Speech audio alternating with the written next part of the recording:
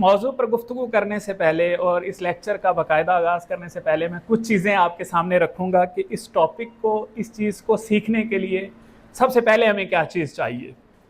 सबसे पहले आप लोगों का इंटरेस्ट होना बड़ा ज़रूरी है। Interest with regard to inheritance, कि आप इसको ये समझ के जब सीखेंगे कि this is a recurring charity, जब आप उससे बीइंग मुस्लिम कि दिस इज़ रिकरिंग चैरिटी, जिसको हमने सीखना है और लोगों को सिखाना है। क्यों? क्योंकि ये मेरी जो पहली स्लाइड है, अगर इसको आप देखें कि इसके अंदर सबसे पहले यही चीज़ जहाँ से आज के हम लेक्चर का आगाज़ करेंगे कि सबसे पहले holy prophet peace be upon him ने इस इल्म के बारे में क्या कहा है। उन्होंने कहा this is half of the इल्म। जो दुनिया में सारे अलूम हैं उनमें से जो आधा इल्म है वो इनहेरिटेंस है। It is no doubt it is complicated, no doubt it is very difficult, but I will try my best to make it interesting and easy for everyone to understand। तो इसके लिए आपके पास मैंने इसीलिए स्लाइड्स आपसे Lahore bar association ने कल share कर दी थी, और आपके पास एक चार्ट भी है जिस चार्ट के ज़रिए हम कोशिश करेंगे कि एक्टिविटी भी करें एंड के ऊपर। दो चीज़ें हैं जिनको आप लोगों ने जहन में रखना है कि आपने जिस तरह का भी आपका कोई सवाल हो, मेरे से सवाल नोट कर लें, एंड के ऊपर ज़रूर पूछिएगा। इसके अंदर बहुत सी टेक्निकल चीज़ें हैं, जो कन्फ्यूजन हैं, बहुत सारी मिथ्स हैं, उनको हम कन्फ्यूजन्स को कोशिश करेंगे कि हम दूर करें, क्योंकि फ़ायदा ही तब होना है इस लेक्चर का। अगर इस लेक्चर में सिर्फ बैठ कर आप लोगों ने सुनना है और मैंने बोल कर वो भाषण देकर चले जाना है, तो मेरा नहीं ख्याल कि इसका कोई फ़ायदा ना मुझे होगा ना आपको होगा। क्योंकि मैं इनहेरिटेंस यूसी में भी बहुत पढ़ा है, मैंने इंटरनेशनल इस्लामिक यूनिवर्सिटी में, फेडरल उर्दू, जहाँ मैं रहा हूँ इनहेरिटेंस में पढ़ाता रहा हूँ, और आई एम वेरी लकी कि मैं आपको ये बता सकूं कि मैं इनहेरिटेंस एक्चुअली जो सीखा हूं, इनहेरिटेंस या जो इनहेरिटेंस मैंने पढ़ी है, मुझे भी हमेशा याद नहीं रहती। मुझे भी कुछ गाइडेंस, कुछ अपने नोट्स हैं, कुछ चीज़ें हैं जिनसे मुझे भी आए, क्योंकि नॉलेज है ना। अगर हम इसको रिफ़्रेश नहीं करेंगे तो जैसे हाफिज़ होता है ना कुरान का, आप लोगों को पता है, अगर वो मंजिल याद ना करे, बार बार उससे ना गुजरे, तो वो भूल जाता है। तो हम ह्यूमंस हैं, हम कोई वो हार्ड ड्राइव नहीं है कि जो हमने उसमें फीड कर दिया एक दफ़ा, तो वो रहता ज़रूर है, लेकिन उसको हम रिफ्रेश करते हैं। कंप्यूटर भी हम यूज़ कर रहे हो, आपको पता है ना, कंप्यूटर भी रुक जाता है, तो फिर हम क्या करते हैं, वो उससे करके रिफ्रेश करते हैं, तो फिर हमारा कंप्यूटर। तो this is how we are human. Human technology human ने ह्यूमन नेचर बेस पर बनाई है। दूसरी चीज़ है कि नबी सल्लल्लाहु अलैहि वसल्लम ने इब्न मसूद से कहा था कि learn the knowledge of succession and teach it because I shall be taken away. यानी नबी सल्लल्लाहु अलैहि वसल्लम को भी था इस चीज़ का कि इनहेरिटेंस का जो इल्म है ना, इसको सीखना और सिखाना चाहिए, क्योंकि इस पर आगे मसाइल आएंगे, हमारे जो लोग हैं उनमें कन्फ्लिक्ट्स बढ़ेंगे। आप अपने माशरे को उठा कर देखें, करंटली हम सब वकील हैं, वकालत करते हैं, बहुत सारे वकालत के पेशे से मुंसलिक होंगे, तो आप लोग देखेंगे कि हमारी जो सिविल कोर्ट्स या जितने डिस्प्यूट्स हैं हमारे, तो डिस्प्यूट्स किन तीन चीज़ों पर होते हैं, कोई बता सकता है? जिनका कुरान में जिक्र आया है कि इन तीन चीज़ों पर, जी, ज़मीन, ज़र और जन, ठीक है। इन तीन, सबसे पहली जो ज़मीन और ज़र जो है, ये दोनों चीज़ें मालियाती चीज़ें हैं, टेक्निकल चीज़ें हैं, उन्हीं के लिए हमारे सारे झगड़े होते हैं। क्या या मूवेबल प्रॉपर्टी है या इमूवेबल प्रॉपर्टी है, जिनमें मॉनिटरी चीज़ है, इंटरेस्ट है, मॉनिटरी वैल्यू है, उस पर ही झगड़ा है।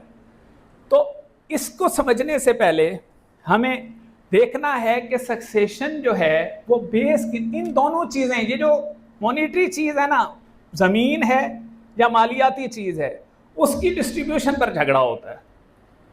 अब इस पर जाने से पहले मेरे ख्याल नेक्स्ट स्लाइड है, या मैंने वो ऐड नहीं की मेरे ख्याल, मैंने क्योंकि एक चीज़ मैं आपको वैसे बताऊं कि कुछ चीज़ें ना मैंने शार्ट डाउन की हुई हैं इस लेक्चर के लिए, आज के लेक्चर के लिए, जो कंप्लीट स्लाइड्स हैं ना विद ऑल डिटेल्स, वो भी मैं एंड के ऊपर आप सबसे शेयर करके जाऊंगा, ठीक है। उसके अंदर सारे 21 रूल्स भी लिखे हुए हैं मैंने, पार्शल एक्सक्लेशन के कंप्लीट, वो पूरी डिटेल्ड है, 98 स्लाइड्स हैं, वो भी आप लोगों के लिए हम शेयर करेंगे थ्रू सरजीशान, वो आपको भेज देंगे। अच्छा, अब जो दुनिया का निज़ाम है ना वरासत का, या उससे पहले, तो इस्लाम ने वरासत को क्यों लिस्टिमेट किया और क्यों हम वरासत को पढ़ रहे हैं और क्यों इसको समझ रहे हैं, उसके लिए एक बुनियादी चीज़ है, थोड़ा सा मैं आपको पीछे लेकर जाना चाहता हूँ।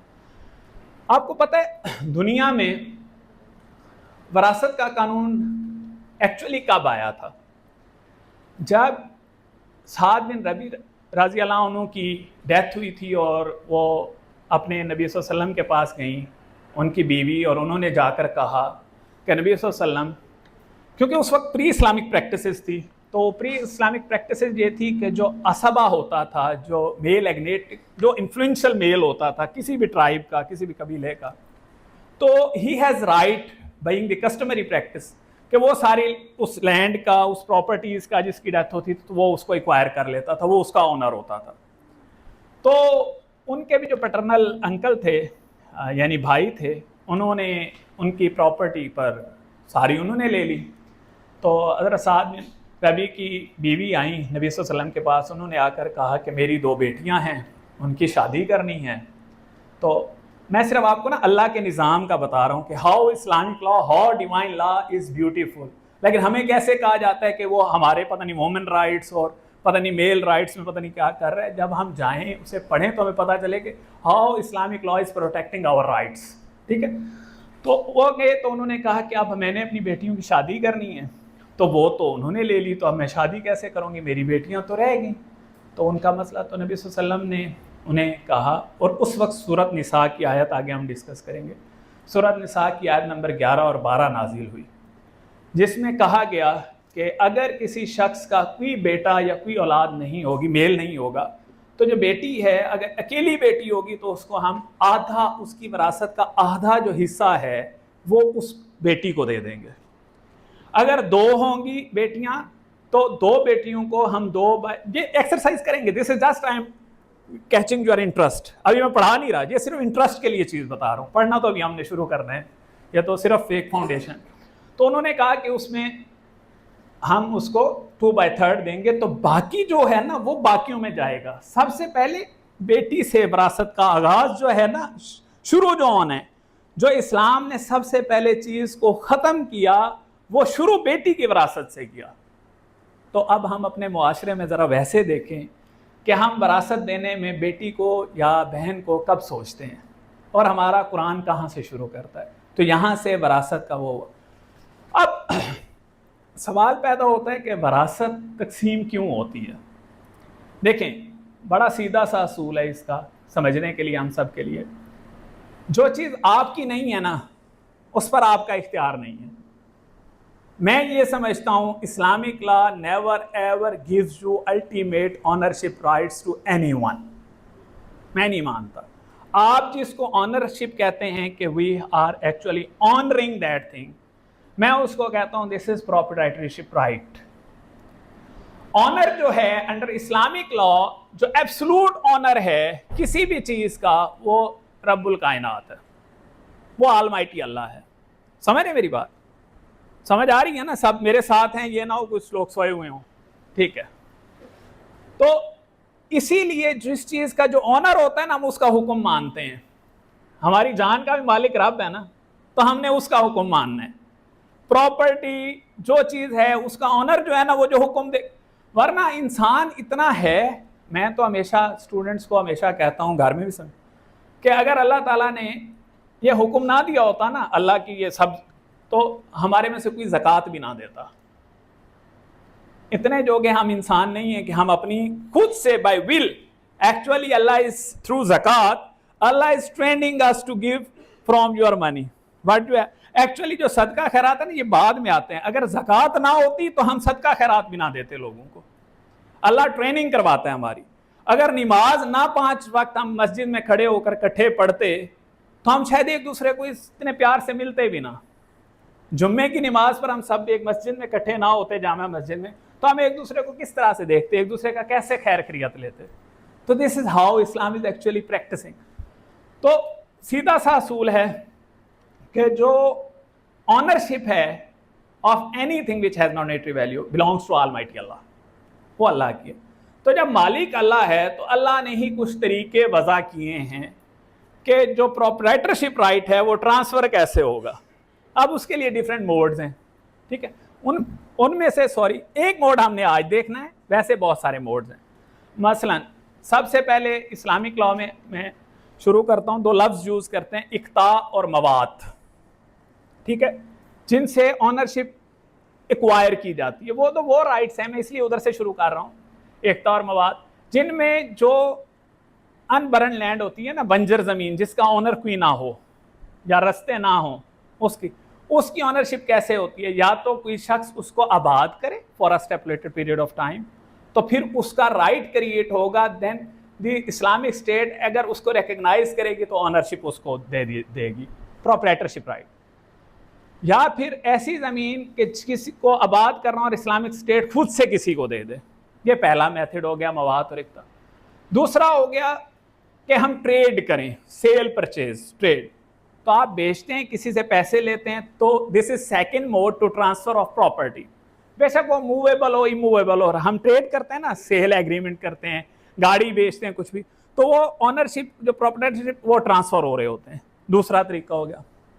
तीसरा है हिबा, जिसको हम गिफ्ट कहते हैं। गिफ्ट के जरिए आप गिफ्ट करते हैं तो चीज आपकी ऑनरशिप से दूसरे को ट्रांसफर हो जाती है, समझ रहे हैं? इस तरह से हिबा गिफ्ट हो गया।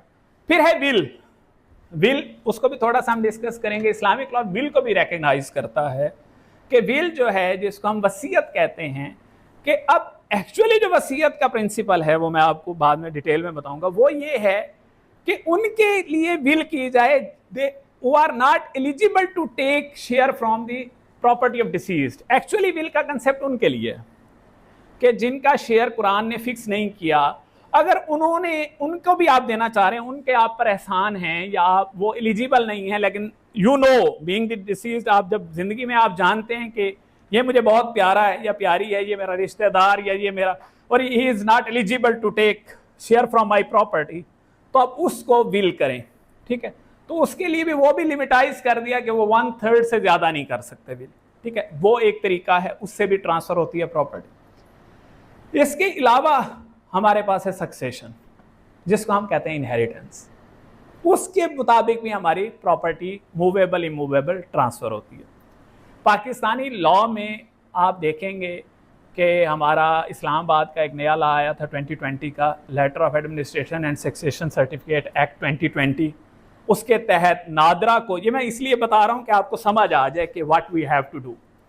उसके तहत जो है हमारी विरासत का जो सक्सेशन सर्टिफिकेट है अंडर सेक्शन 3, नादरा को इंटाइटल कर दिया कि वो इस्लामाबाद कैपिटल टेरिटरी के हदूद के अंदर जो नादरा है वो सक्सेशन सर्टिफिकेट इशू करेगा, और उसके मुताबिक फिर सकनी ज़मीन का जो है वो तहसीलदार और उधर से तकसीम होगी, और जो बाकी ज़मीनें हैं वो सिविल कोर्ट से उसकी सक्सेशन सर्टिफिकेट और उसकी डिस्ट्रीब्यूशन वो एक अलग चीज़ है। और इसी तरह पंजाब में सक्सेशन एक्ट है, वो एप्लीकेबल है, और उसके तहत हमारी विरासत वगैरह और उसके जो मामलात हैं उनको देखा जाता है।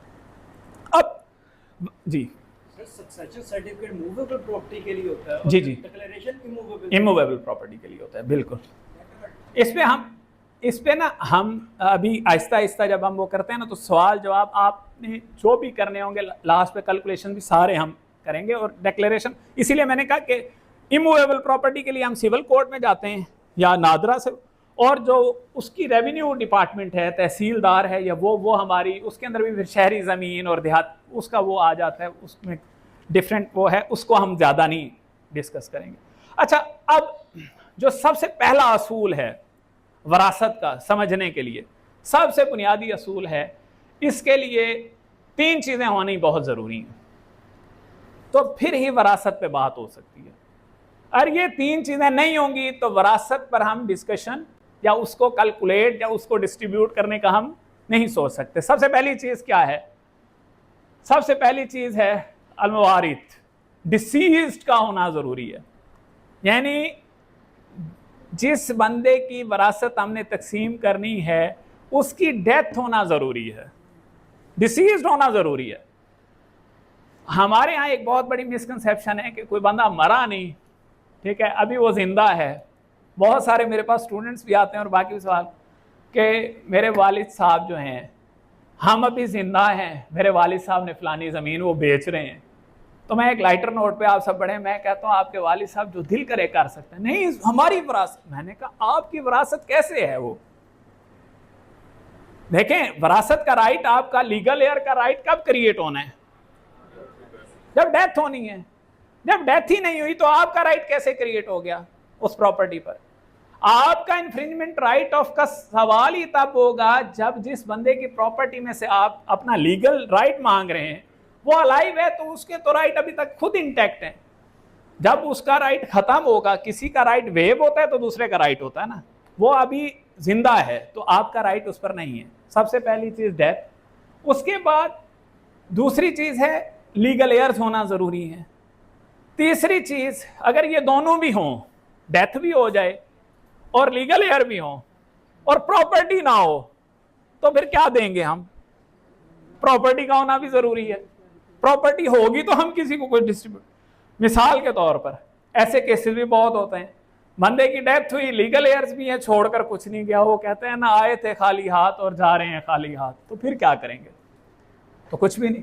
तो इसीलिए इन तीन चीजों का होना जरूरी है, डिसीज्ड पर्सन, लीगल एयर्स और तरका, यानी जिसको हम एस्टेट कहते हैं। ये तीनों होंगी तो फिर बात। अब इसी तरह से अब जो डेथ है वो दो तरह की है, समझ रहे हैं ना? डिसीज्ड पर्सन को भी एस्टैब्लिश करने के लिए हमने दो चीजें देखनी है। एक तो है कि उसकी एक्चुअल डेथ हो गई हो। इन सर्टन केसेस आपकी जिंदगी में पता नहीं आई या नहीं है, मेरी जिंदगी में दो चार ऐसे वाकये आए कि मिसिंग पर्सनस के ना, कि एक पर्सन था वो मिस हो गया, तो अब वो मिल ही नहीं रहा। अब उसके लीगल एयर्स भी बैठे हैं और फैमिली भी बैठी है। जैसे एक खातून है मिसाल के तौर पर, उसकी शादी हुई है, वो निकाह में है किसी शख्स के, अब वो बंदा गुम हो गया है, 5 साल हो गए, 10 साल हो गए, अब वो यंग है, उसकी एज भी है, अब क्या करे? ना वो दूसरी शादी कर सकती है और ना वो उसके इंतज़ार में सारी ज़िंदगी बैठी रहे। अब क्या पता वो जिंदा है, मर गया है, आएगा नहीं आएगा। तो इस्लाम इतना साक्षा, हमारी फ़िक़्ह इतनी मुश्किल नहीं है कि वो जुल्म करे। मैं यहाँ पर ना एक छोटा सा रेफरेंस देता हूँ आपको सज़ा के हवाले से। हमारे यहाँ ना एक मिसकंसेप्शन है इस्लामिक लॉ के हवाले से या वैसे, कि हमारे यहाँ कहते हैं ना कि उसका सर कलम कर दिया जाए, किसी ने कत्ल किया तो उसका, चोरी किया तो हाथ का। एक्चुअली वो सज़ा जो है वो उस जान पर जुल्म नहीं है। इस्लामिक लॉ में वो उस शख्स की जान पर जुल्म नहीं हो रहा, वो actually this is deterrence for this society, कि अगर वो एक्ट हम करेंगे, although this act is damaging और hurting the body of human, but उसका इफेक्ट क्या है कि रेस्ट ऑफ द सोसाइटी जो है उसके लिए डेटरेंस है, कि वो देखेंगे तो they will restrain from doing that very act. समझ रहे मेरी बात? तो वो डेटरेंस के लिए है। इसी तरह से हमारी जो शरीयत है या उसके जो भी असूल हैं वो अल्लाह के निज़ाम और अल्लाह के बनाए हुए कवायद पर हैं, तो हमें उसके ऊपर वो करना है। तो अब एक बंदा मिस हो गया, नहीं आ रहा, तो जुल्म तो नहीं कर सकते। तो उसके लिए जैसे हमारे यहाँ है कि अगर एक शख्स मिसिंग हो तो कौन खातून कितने अरसे बाद डाइवोर्स या उस मैरिज वो दूसरे बंदे से शादी कर ले, सारी ज़िंदगी तो नहीं, तो उसके लिए हमारे लॉ में 4 साल का वक्त है। मिसाल 4 साल बाद वो उस ग्राउंड पर अपनी रेजोल्यूशन ऑफ मैरिज का वो दावा करके डिसॉल्व करा के वो किसी दूसरे से इद्दत पीरियड पूरा करके शादी कर सकते हैं। इसी तरह से अगर किसी की एक्चुअल डेथ है तो वो तो है। अगर कोई बंदा मिसिंग है और उसके लीगल एयर्स चाह रहे हैं कि वो मिसाल एक घर है, रेंटेड हुआ है, रेंट पे है, अब वो उससे रेंट वाले से तंग आ गए, उन्होंने किसी दूसरे को देना है रेंट पे, तो वो घर वाला छोड़ेगा नहीं, वो कहेगा मैंने आपसे तो नहीं लिया, आप तो ऑनर नहीं है, ऑनर मिसिंग हो गया, तो अब वो क्या करें? तो then they have to get order of the court कि मुझे इसका ऑनर बना दिया, इतना अरसा हो गया, हमारे जो लीगल है वो थे मिसिंग हैं, तो हमारा लीगल रिलेशनशिप है। तो this is the way how to proceed. या एक्चुअल डेथ होगी या उसकी प्रिसेम्पशन डिक्लेरेशन। अब फिर लीगल एयर्स कौन कौन बन सकते हैं? हर कोई उठ के तो लीगल एयर नहीं बन सकता ना। लीगल एयर्स बनने के लिए 2 रिश्ते होना जरूरी हैं, या तो ही और शी, डिसीज में दोनों जेंडर हो सकते हैं, ही और she must be a legal heir prescribed by Quran with the blood relative, ठीक है। सेकेंडली, या फिर आपका स्पाउसल रिलेशनशिप हो, शादी से आपका ताल्लुक बना हो, तो वो आपके लीगल एयर्स बन सकते हैं। अब यहां से आपने चीज़ों को थोड़ा सा फैच करना है, साथ साथ मेरे चलने।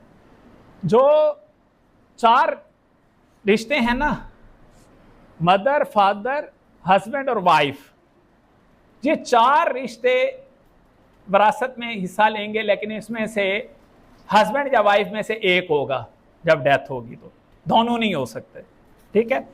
और डॉटर और सन, ये जो 6 रिश्ते हैं, अगर इनमें से ये 6 रिश्ते एग्जिस्ट करते होंगे तो इनसे आगे विरासत किसी में नहीं जानी।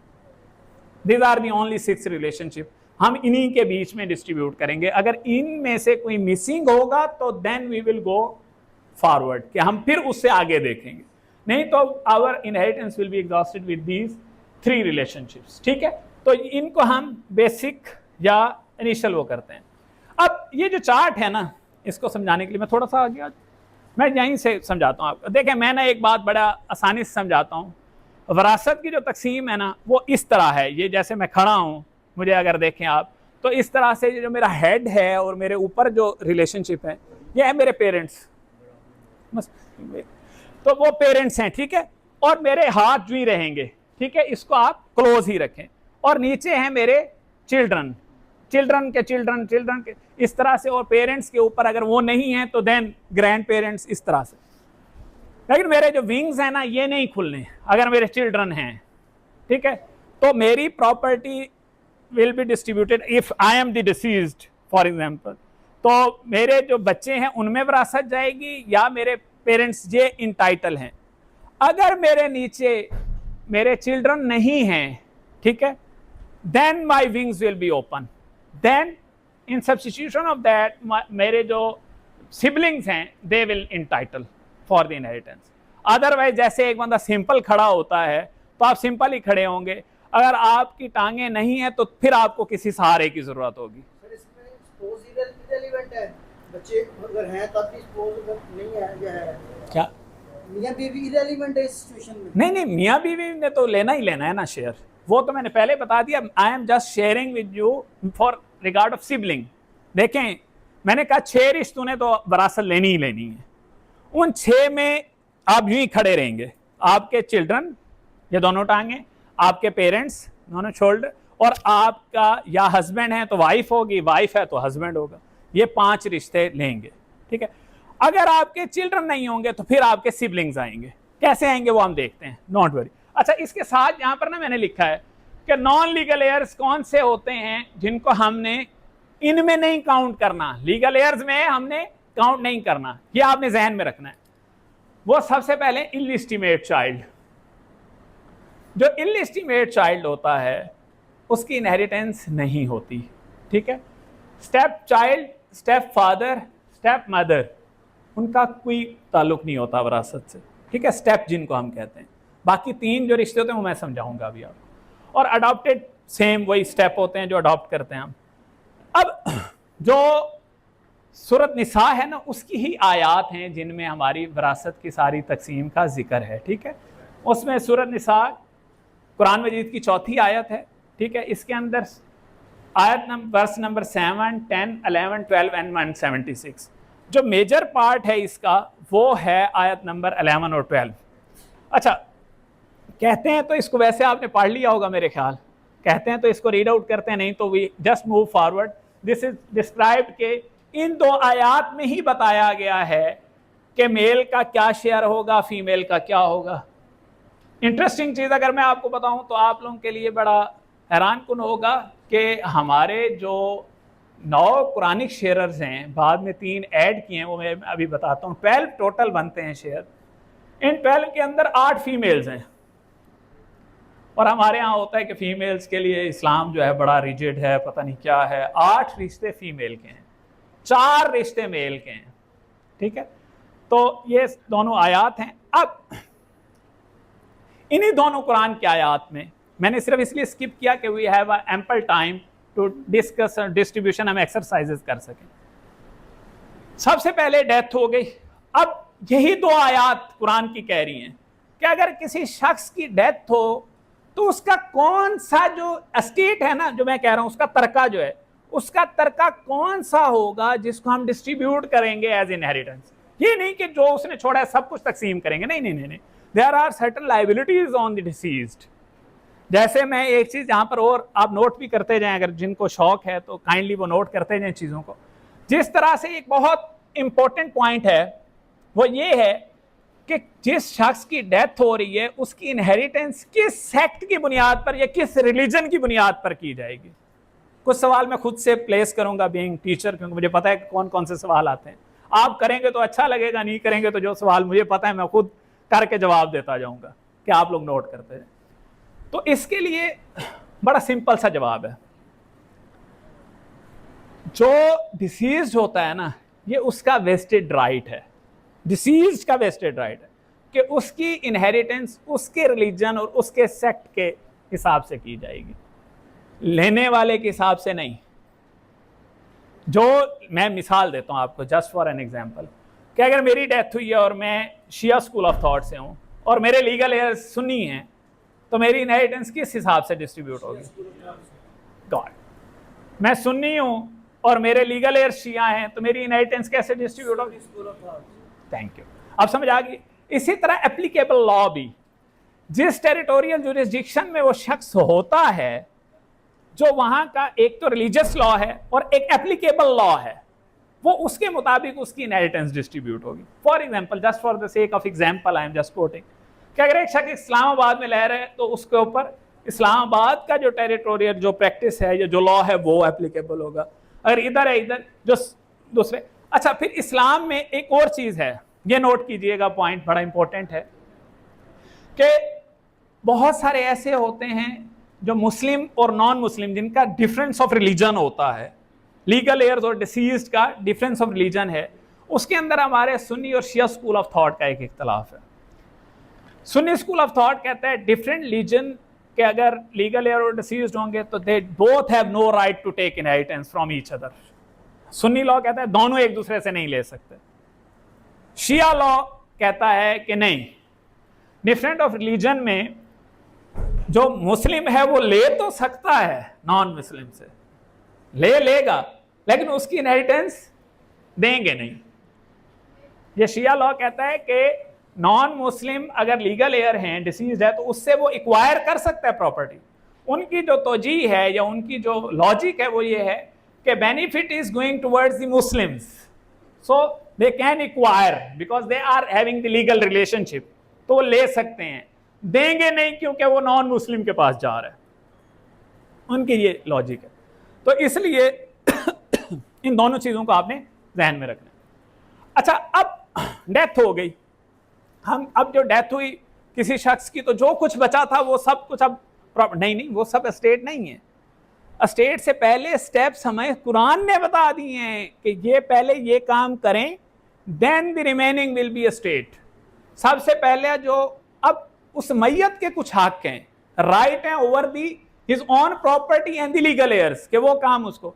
और ये सबसे अफजल तरीका है, मैं ऑनेस्टली बता रहा हूं आपको, कि जब किसी शख्स की डेथ होती है तो उस मैयत का राइट है ऑन द लीगल एयर्स कि सबसे पहले उसका कफन दफन जो है वो उसकी तरके में से किया जाए। हमें बड़ा शौक होता है ऑनेस्टली स्पीकिंग कि हम, मुझे पता है हर कोई अफोर्ड कर सकता है, कि हर किसी ख्वाहिश होती है कफन दफन हम करें उसका ये, लेकिन अगर अफजल ये है कि उसी के तरके में से उसकी कफन दफन का सारा इंतजाम। सिर्फ कफन दफन की बात हो रही है, वो देखें शेखें जो चढ़ाते हैं ना, वो नहीं कि पता चले जनाब हजार हजार 2,000 बंदों के जनाब मार की बुक करके उसके ख़त्म हो रहे हैं, वो उसकी विरासत में से अलाउ नहीं करने। उसकी विरासत में सिर्फ कफन दफन का एहतमाम, ठीक है। उसके बाद होती है settlement of debts. Settlement of debts की मैं सिर्फ एक मिसाल दूंगा कि नबी सल्लल्लाहु अलैहि वसल्लम एक सहाबी का जनाजा पढ़ा रहे थे, तो किसी ने उधर कह दिया कि इसके ऊपर ना, फिलहाल ने हाथ खड़ा कर दिया कि इसके ऊपर ना कर्ज है। तो नबी सल्लल्लाहु अलैहि वसल्लम ने उस शख्स का जनाजा पढ़ाने से उस वक्त तक रुक गए कि जब तक इसका कर्ज नहीं अदा होता तो इसका जनाजा। और हम ऑनेस्टली, हम बड़ी कस्टमरी प्रैक्टिस, जैसे हम फॉर्मेलिटीज़ में चीज़ों को लेते हैं, हम बहुत से जनाजों पे जाते हैं, वहाँ पर वो खड़े होकर ऐलान करते हैं कि कोई लेना देना है, तो वो भी फर्जी उजलत में सारे और जो ही जनाजा हो जाता है तो बाद में हम देखते हैं आए होते हैं घर में 5 बंदे बैठे होते हैं, जी उन्होंने तो बाबा जी ने थोड़े भी देने सन, फलाने ने भी देने। ये सेटलमेंट ऑफ डेट्स किसी उसने अपने में से नहीं करना, ये उस मैयत का राइट है कि उसकी प्रॉपर्टी वो छोड़कर वो गया ना तरका, सबसे पहले आप उसके जो डेट्स हैं वो अदा करें उसकी प्रॉपर्टी में से। It can be a religious debt, it can be a bank loans, whatever, जो भी है उसकी विरासत से तकसीम करने से पहले उन्हें सेल करें, उन्हें उनमें से जो कुछ बनता है वो उसको डिस्ट्रीब्यूट करें, वो सब कुछ नहीं। उसके बाद आती है वसीयत। वसीयत में फिर एक कंसेप्ट है, इसको लिख लें जिन्हें शौक है इनहेरिटेंस सीखने, और इसका बहुत आसान सा सब्जेक्ट है, एमए लोग कहते हैं मुश्किल है। वसीयत अगर तो है नॉन लीगल एयर्स की फेवर में, it can not be more than 1/3, बेशक लीगल एयर है या नॉन लीगल एयर है, 1/3 से ज्यादा नहीं कर सकते आप। अगर की भी है तो इस्लामिक लॉ कहते हैं हम, बेशक आपने सारी प्रॉपर्टी कर दी हो मिसाल, तो वो इसी तरह से जैसे वाइड कंट्रैक्ट होता है ना, उसकी कोई अहमियत नहीं होती, तो हम उस सारी में से भी उस जिसके फेवर में वसीयत है हम उसे देंगे कितना, 1/3 बस। और अगर वो लीगल एयर्स की फेवर में है, किसी लीगल एयर की फेवर में है, तो फिर हम क्या करेंगे, तो फिर इस्लामिक लॉ जो हमारे जूरिस्ट हैं चारों, वो जूरिस्ट कहते हैं इस शर्त पर उस लीगल एयर को देंगे, if there no legal heir has objection. अगर कोई लीगल एयर, बाकी जो लीगल एयर हैं जो अलाइव हैं, वो ऑब्जेक्ट नहीं करेंगे तो उसको दे देंगे। अगर कोई ऑब्जेक्ट करेगा तो उसको हम नहीं दे सकते। ठीक है, अब ये हो गया वसीयत का मामला। अब वसीयत के मामले पर मैं एक छोटी सी आपको एक और एडिशनल चीज बताता हूं, please note down it, this is very crucial, very crucial. अब आपको पता है एक बहुत कंट्रोवर्शियल डिबेट हमारे मुल्क में शुरू से 1961 से, जब मुस्लिम फैमिली लॉ ऑर्डिनेंस 1961 बना था और उसका सेक्शन 4 बना था पोते की विरासत का, अगर आप लोगों ने सुना हो अपनी स्टूडेंट लाइफ में भी, तो उसके ऊपर जो वो बना था कि पोता विरासत में हिस्सा नहीं ले सकता।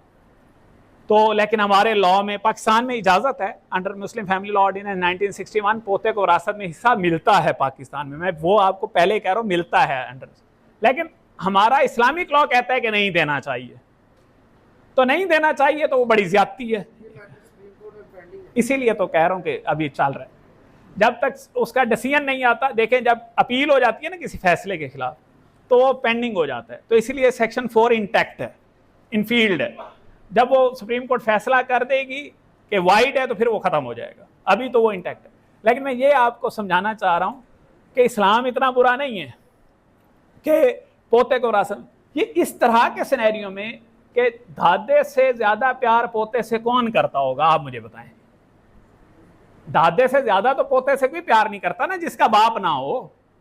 यतीम पोते से दादा ही सबसे ज्यादा प्यार करता होगा ना। तो अगर हमारे फुकहा कहते हैं कि अल्लाह ने उसका शेयर फिक्स नहीं किया कुरान में, तो ये नहीं है कि उसको डिप्राइव किया है, एक्चुअली ऐसे केसेस के लिए ही तो वसीयत का रखा है 1/3। मैं आपको ना प्रेपोजिशन दूंगा एंड के ऊपर, आपसे सॉल्व कराऊंगा मजे की, अगर टाइम हुआ हमारे पास, या वैसे मेरे पास आइएगा मैं आपको सॉल्व। आप पोते को सेक्शन 4 के तहत विरासत दें, सेक्शन 4 के तहत विरासत दें पोते को, क्योंकि वहां तो पूरे 48 घंटों का सब्जेक्ट होता है ना जब मैं इनहेरिटेंस पढ़ाता हूं, तो यहाँ तो 1 घंटे में 1.5 घंटे में पढ़ाना है, तो मेरे लिए चैलेंज है। तो अब आप उसको उस तरह से सेक्शन 4 के तहत दें, डॉक्ट्राइन ऑफ रिप्रेजेंटेशन के तहत देते हैं, उसके तहत दें, और उस पोते को आप 1/3 पूरी विरासत में से वसीयत दे दें, तो दोनों का शेयर बराबर बनता है। तो देखें, इस्लाम कहता है जो डायरेक्ट कमांड ऑफ कुरान है उसकी वायलेशन तो हम नहीं कर सकते ना, वो अल्लाह का हुक्म है। तो अल्लाह कह रहे वसीयत करें ना, तो पोते को दादा वसीयत कर जाए 1/3, तो वही शेयर बनता है जो सेक्शन 4 के तहत बनता है। तो दिस इज हाउ वसीयत is important in our Islamic law, कि ऐसे रिलेटिव्स को जिनका शेयर नहीं बनता और उस आपको पता है कि ही इज नीडी या इसको बाद में इशू होगा, तो वो डिसीज्ड का राइट है कि वो वसीयत करके जाए अपनी जिंदगी में। ठीक हो गया। उसके बाद बारी आती है डिस्ट्रीब्यूशन की। अब ये जब सारी हमने तीनों स्टेप्स कर लिए, बरियल एक्सपेंसेस कर लिए, उसकी तदफीन हो गई, उसके बाद सेटलमेंट ऑफ डेट्स हो गए, उसके बाद जो उसकी वसीयत थी 1/3 वो हमने एग्जीक्यूट कर दी। अब जो बचा है उसको हम कहते हैं तरका, उसको हम कहते हैं तरका, उसको हम करेंगे डिस्ट्रीब्यूट। अब जैसे मैंने पहले आपको बताया, हमारी इससे पहले, इस्लाम से पहले जो था असबात का बड़ा कंसेप्ट था।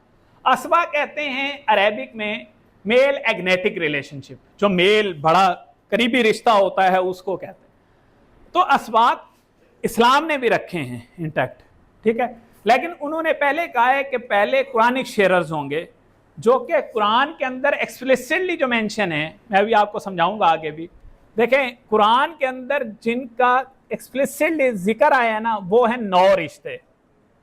3 जो रिश्ते ऐड हैं, जिनको हम अब सुन्नी स्कूल ऑफ थॉट में कहते तो 12 कुरानिक शेयरर्स हैं, लेकिन उनमें जो 3 हैं वो ऐड हुए हैं थ्रू एनालॉजी, एनालॉजी रीजनिंग से। मिसाल के तौर पर, जस्ट फॉर दिस, अगर फादर है, फादर अलाइव नहीं है, तो उसका सब्स्टिट्यूट जो हमने ऐड किया है नबी सल्लल्लाहु अलैहि वसल्लम की हदीस से, वो मेरी डिटेल्ड जो स्लाइड्स है ना, उनमें वो 9 हदीस भी मैंने लिखी हुई हैं जिनसे ये डिसॉल्व। तो उन्होंने कहा कि अगर बाप ना हो तो दादा हो तो ही इज इंटाइटल, तो दिस इज सब्स्टिट्यूशन। तो अब वो 9 थे तो इसको ऐड किया तो क्या हो गए, कितने बन गए कुरान के? 10। समझ आ रही है?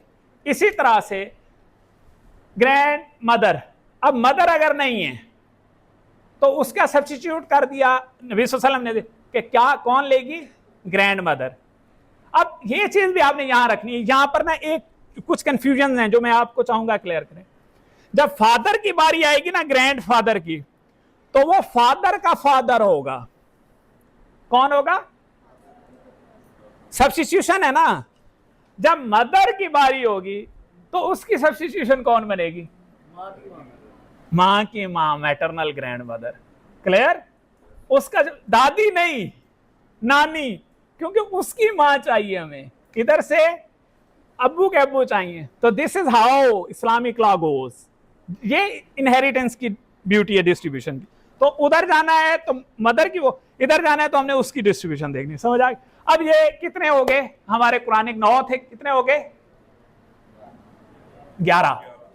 अच्छा, अब इसी तरह कंसाइन ग्रैंड डाटर, क्योंकि हम डाटर, ग्रैंड डाटर उसका जिक्र करते हैं जो बाप की, यानी वो मैं भी आपको समझाऊंगा।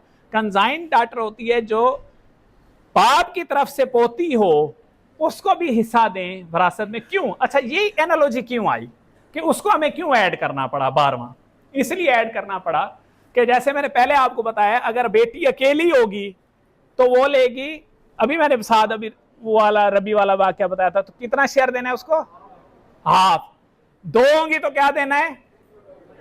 2/3। अब अगर बेटी एक है और नीचे कंसाइन ग्रैंड डाटर है तो वो उसको साथ जुड़ जाएगी, वो भी हम एक्सरसाइज करेंगे। तो उसको हम 1/6 देंगे, उसे 1/2 देंगे टोटल, क्योंकि कुरान ने फिक्स किया हुआ है टोटल 1/6 + 1/2 = 2/3। तो वो बनता है। डोंट बी वरी, ये अभी कैलकुलेशन आप सबको आएंगी, टेंशन नहीं लेना, अभी तो हम शुरू कर रहे हैं ना, अभी आएंगी आप सब। तो वो 1/2 + 1/6 = 2/3। तो वही शेयर जाके बना ना जो 2 बेटियों को देना था, उससे तो बाहर नहीं गया ना कुरान, वो उधर ही है हम जो कुरानिक शेयर फिक्स थे। ठीक हो गया? अच्छा, अब ये तो हमें समझ आ गई। जो शिया स्कूल ऑफ थॉट है ना, वो कहते हैं नहीं, हम ये एनालॉजी नहीं मानते, हम जो कुरान ने 9 कह दिए ना, हम सिर्फ उनको शेयर्स देंगे। उनके अलावा वाले जो 3 सुन्नी स्कूल ऑफ थॉट के इमाम मालिक, इमाम शाफी, इमाम अहमद बिन हंबल और इमाम अबू हनीफा ऐड करते हैं, ये नहीं। ठीक है, we have respect for everyone. ठीक है, शिया स्कूल ऑफ थॉट भी उतना ही ठीक है, सुन्नी स्कूल ऑफ थॉट भी उतना, वी हैव लॉट। तो ये दोनों, उनके 9 हैं, इनके 12 हैं। कोई किसी का राइट नहीं खत्म कर रहा, हम सिर्फ सब्स्टिट्यूट राइट क्रिएट कर रहे हैं। अच्छा, अब फिर आगे रेजिड्यूरी। अच्छा, ये जो 9 और 12 का कुरान में जिक्र है ना, इनमें बेटे का नाम नहीं लिया गया। नहीं, बेटा शेरर है। अब बेटे का जिक्र किस तरह से है कुरान की आयत में? उसमें इस तरह से उन्होंने कहा है कि अगर मेल होगा तो जो बेटी है, बेटी, उसका डबल देंगे मेल को। तो वो मेल कौन है? बेटा है। तो अल्लाह ने भी इस तरह से बेटे का जिक्र किया है, जो बेटी है उसका डबल देंगे अगर बेटा होगा। क्योंकि बात देखें, कुरान के नाजिल जो हुआ है ना कुरान, और जो इस्लाम है, इसके अंदर एक चीज़ बड़ी इंपॉर्टेंट है। हमारे जो उलमाए कराम हैं या हम जो भी बात करते हैं, उसके अंदर ना वजह नज़ूल का पता होना बड़ा ज़रूरी है कि कौन सी आयत जो नाजिल हुई है कुरान की, वो किन सर्कमस्टेंसेस में नाजिल हुई, क्या मौका था, किस वक्त, किस उसमें। तो ये जो सूरत निसा की आयत नंबर 11 और 12 थी, ये कब नाजिल हुई थी? जब हजरत साद रबी रजी अल्लाह अन्हु की बेटियों की विरासत का इशू आया था नबी सल्लल्लाहु अलैहि वसल्लम, उस वक्त ये नाजिल हुई थी। तो अब हमें समझ आ गई कि उस वक्त protection of women right is involve, daughter के राइट को इन्फ्रिंज किया जा रहा था, क्योंकि नबी सल्लल्लाहु अलैहि वसल्लम ने और इस्लाम ने आके बेटियों को जिंदा दरगोर होने से भी रोका था।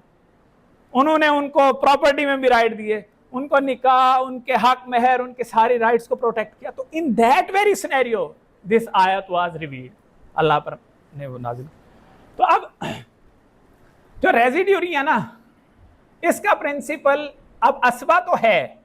पहले असबा होता था जोर पे, कि जिसकी ताकत होती थी ना, जो ताकतवर होता था मेल, वो किसी भी रिश्ते में होता था और बड़ा, वो सारी प्रॉपर्टियां ले लेता था इस्लाम से पहले, उसका कब्जा होता था।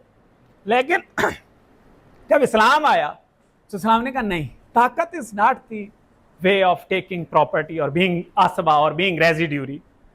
इस्लाम ने कहा, कुरान ने कहा, जो नियरेस्ट मेल है, मुझे एक बताएं, दो चीजें मैं पूछता हूं। एक तरफ कुरान कह रहा है, ठीक है, बड़ी वाज़े उसके अंदर कि इंसान का माल और जान उसके वालिद की है। कुरान कहता है ना कि हम जो हैं, हमारा माल, हमारी जान जो है, उसका मालिक कौन है? वालिद, अल्लाह कह रहे। साथ अल्लाह कह रहे, लेकिन जो तरका है, अगर वो बंदा डिसीज्ड हो रहा है, तो उसका जो, उस शख्स का जो तरका है, उसका पहला वारिस उसका की औलाद है, बेटा है। आपकी जान का मालिक आपका बाप है, लेकिन आपके तरके का पहला वारिस आपकी औलाद है। तो सबसे पहले असबा बनने का राइट किसका है? जिसकी ताकत है या जो उसकी मेल औलाद है? अच्छा, अब एक और बहुत मैंने यहां लिख दिया है, सन, पहले सन होगा तो सन बनेगा रेजिड्यूरी, ठीक है, फिर फादर बनेगा, फिर ब्रदर, फिर पेंट। अब ये जो आगे वाले हैं ना, इनके लिए शर्त है कि पीछे वाला नहीं होगा तो वो बनेगा। सन अगर नहीं होगा तो फिर फादर को की तरफ देखेंगे। अगर सन और फादर दोनों नहीं हैं तो फिर हम विंग्स को लेंगे, ठीक है, फिर आएंगे हम सिबलिंग्स की तरफ। अगर सिबलिंग भी नहीं है तो फिर हम जाएंगे पैटर्नल।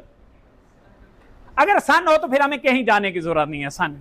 अच्छा, अब एक बड़ी मशहूर चीज आएगी एक्टिविटी में कि हम समझते हैं सिर्फ मेल ही असबा बनते हैं, फीमेल भी असबा बनती हैं। कैसे? कुरान ने कहा कि अगर बेटी अकेली होगी तो कितना शेयर लेगी? गुड, साथ चल रहे हैं। अगर दो होंगी तो, अगर उनके साथ भाई हो तो फिर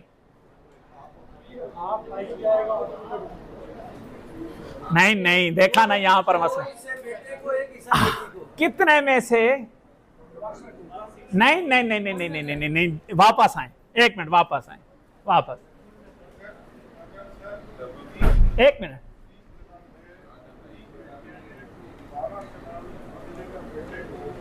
ना ना ना ना, यूं ना करें सर, उधर हम आएंगे, उधर आएंगे। अभी हम वैसे जर्नल देखें। मैंने कहा, सॉरी सर, मैंने कहा कि अगर बेटी अकेली होगी, बेटा नहीं होगा, तो उसे मिलेगा 1/2।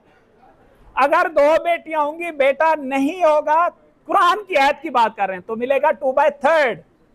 अगर मैंने कहा मेल होगा तो कुरान क्या कहता है कि फिर कोई हिस्सा नहीं है, फिर कुरान कह रहे हैं कि 2 हिस्से मिलेंगे मेल को, 1 हिस्सा मिलेगा फीमेल को। किसमें से? What ever is remaining, what ever is remaining, because she will become residuary with his brother. वो अपने भाई के साथ फिर असबा बनेगी। मिसाल, फिर आपने मिसाल, वो अभी आएंगे केस स्टडीज।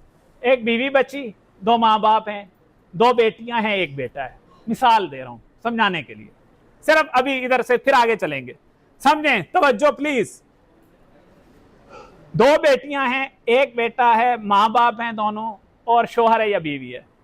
अगर बीवी है तो बीवी को बीवी का हिस्सा दे देंगे, छोड़ दें, अभी वो बताएंगे, अभी मैं वो हिस्से नहीं बता रहा। बीवी को बीवी का हिस्सा दे दिया, माँ बाप को जो उनका फिक्स है उनको दे दिया। जो बच गया, जो भी बच गया, वो हम कर लेंगे एक साइड पे।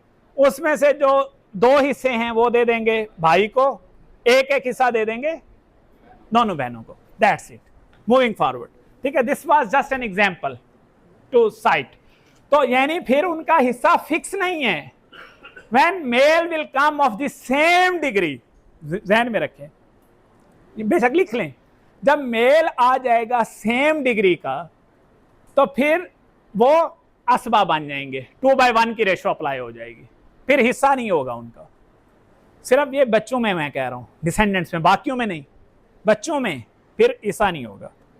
अच्छा फिर डिस्टेंट कैंडिडेट जो है ना, वैसे मैं आपको एक चीज बताऊं, distant candidate is very rarely, हम ना बड़ा जोर लगाते हैं इनके हिस्सों पर, डिस्टेंट कैंडिडेट के हिस्सों पर, जबकि ये बहुत रेयर चांसेस होते हैं कि डिस्टेंट कैंडिडेट तक बात जाए।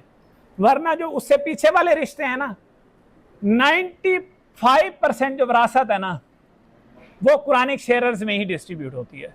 बड़े रेयरली चांसेस होते हैं जब डिस्टेंट कैंडिडेट तक जाना पड़ता है।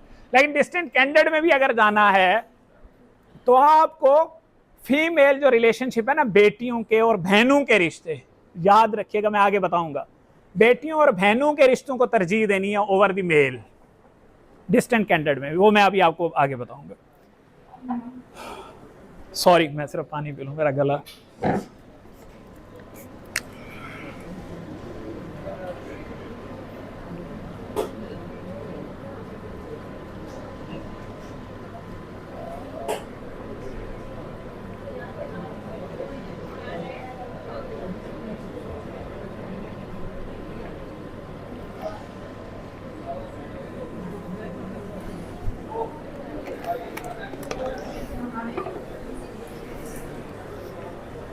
मैं थोड़ा सा आगे जाऊं, मैं एक जगह पे खड़ा हो ही नहीं सकता। अच्छा सॉरी, मैं ना थोड़ा सा इधर आ गया हूं, क्योंकि मैं एक जगह पे खड़ा हो के मैं तंग हो रहा हूं, मैं कभी एक जगह पर खड़ा होकर पढ़ाया ही नहीं मैंने। अच्छा, अब जो हमने सारी, किधर जा रहे हैं, हेलो आ जाए। अच्छा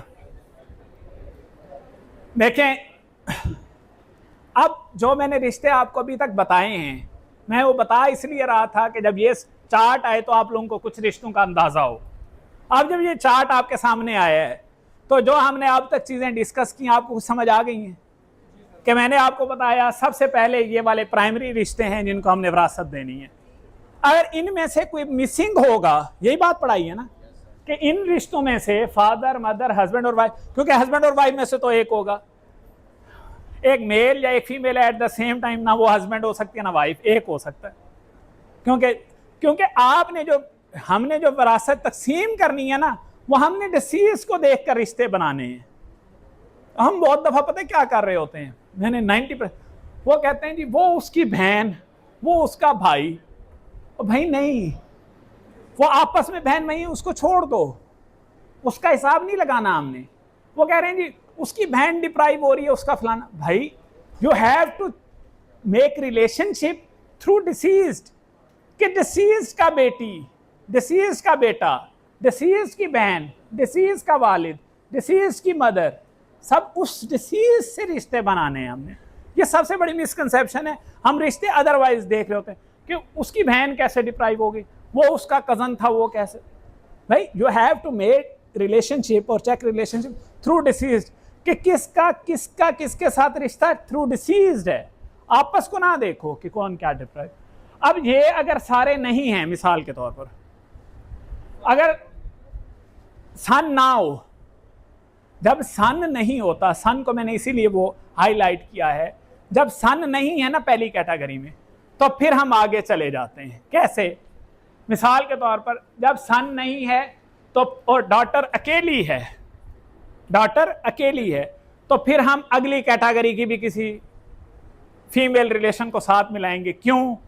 क्योंकि कुरान ने कहा है कि एक होगी तो 1/2, 2 होंगी तो 2/3, क्योंकि उसके शेयर पर तो कोई फर्क नहीं पड़ रहा, उसको तो आधा मिलना ही मिलना है, लेकिन एडिशनल वाली को फायदा हो रहा है, उसके राइट प्रोटेक्ट हो रहे हैं। अब उसका शेयर, मिसाल के तौर पर, अब इसके अंदर आपको ना यहाँ पर 3 टर्म्स समझ लेते हैं। पहले 3 टर्म्स आप देखें, ऊपर 3 टर्म्स लिखी हुई हैं। सेकेंडरी ईयर्स में ना 3 टर्म्स हैं रिलेशनशिप्स की। Number 1 is germane, number 2 is consanguine, number 3 is uterine. कोई मुझे बता सकता है कि जर्माइन रिलेशनशिप क्या हो, कौन सा होता है? Any one of you? जी जी, जिनके अंदर जीन सेम हो, यानी mother and father both are the same, ठीक है, वो जर्माइन रिलेशनशिप्स होते हैं। अच्छा, सेकंड कंजाइन कौन से होते हैं? जी, थ्रू फादर, एग्नेटिक। एग्नेटिक और कंजाइन, कंजेनिटी और एग्नेटिक एक ही चीज है, जिनमें फादर सेम हो मदर डिफरेंट हो, ठीक है, फादर सेम है मदर। और यूट्राइन, जी, the relationship is established through uterus, यानी यूट्राइनल रिलेशनशिप है, यानी मदर सेम है फादर डिफरेंट है, ठीक है। तो इन तीनों, यानी इन तीनों रिश्तों की बड़ी इंपॉर्टेंस है। अब इधर मैं एक आपको टेक्निकल चीज समझाता हूं चार्ट पर जाने से पहले। एक आपको बड़ा सिंपल सा फार्मूला समझाता हूं। जो मेल और फीमेल है ना, अगर वो जर्माइन है और कंजाइन है, फुल या थ्रू पैटर्नल, जो ये रिलेशनशिप है ना, इनके जो शेयर है ना वो 2/1 है। क्या है? 2/1 की रेशो में होगा। जो यूट्राइनल रिलेशनशिप होगा ना, यूट्राइन से एस्टेब्लिश होगा, वो 2/1 नहीं होंगे, वो दोनों सेम ही लेंगे, बेशक मेल है या फीमेल है। यूट्राइनल ब्रदर और यूट्राइनल सिस्टर का जो शेयर है वो सेम होगा। यह आप बात ध्यान में बिठा लें हमेशा के लिए।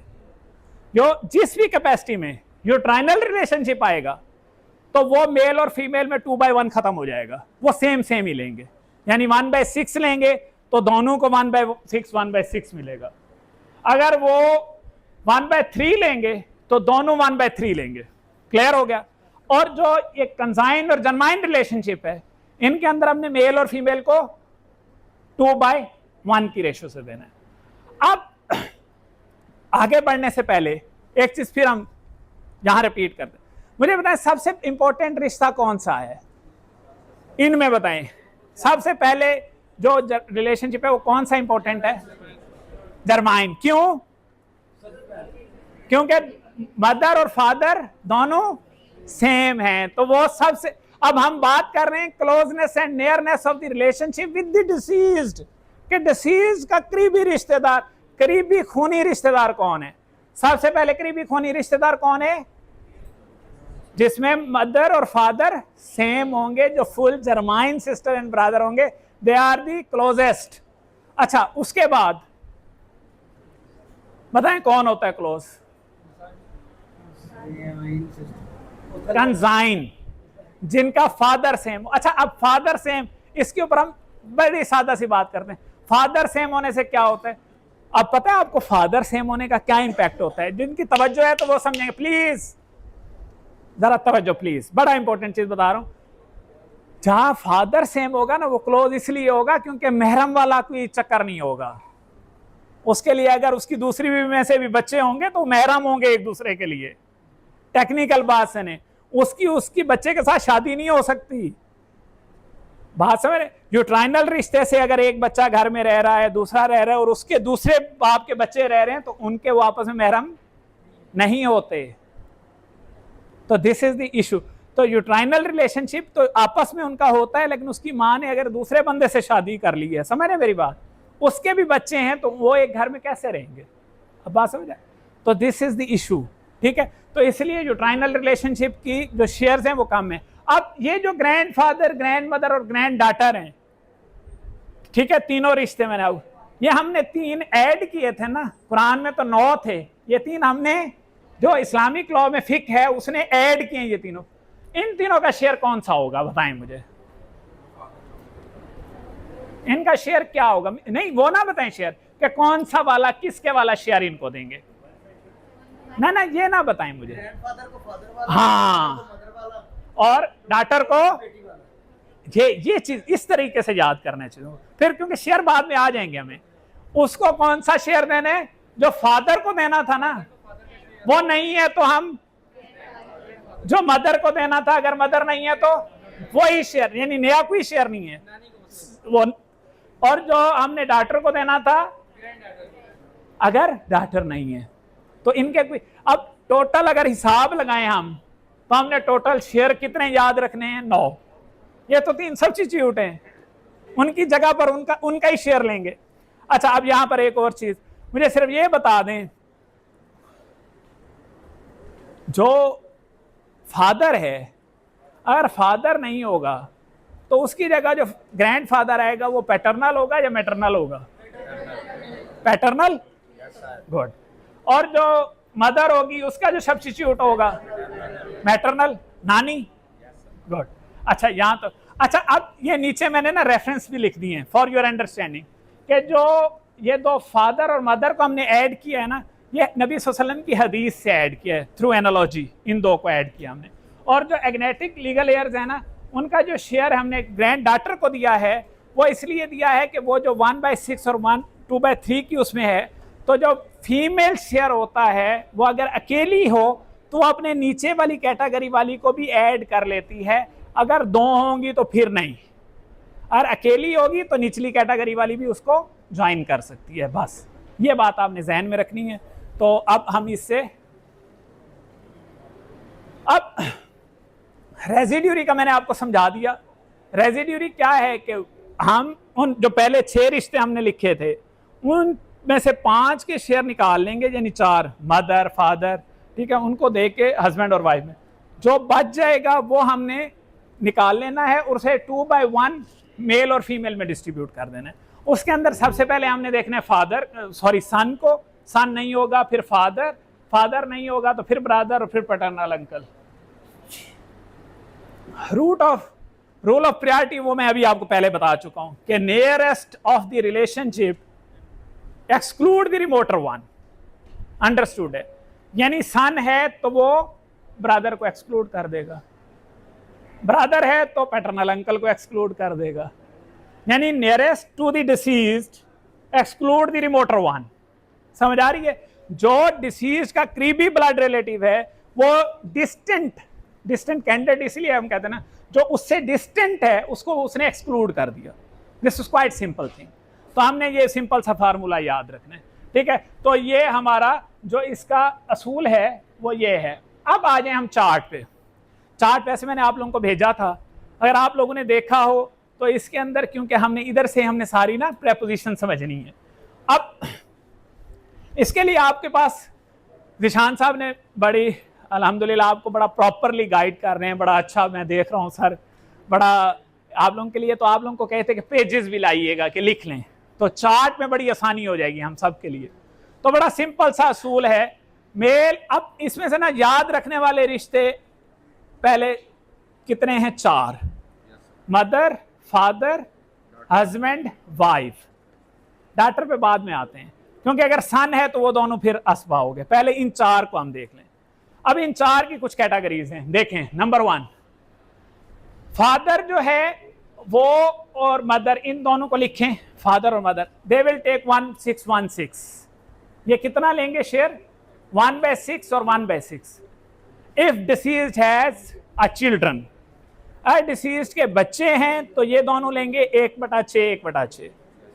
अब ये एक कंडीशन है, ये आपने याद रखना है, साथ लिख लें कि if they have children, disease has children, तो ये लेंगे 1/6 1/6।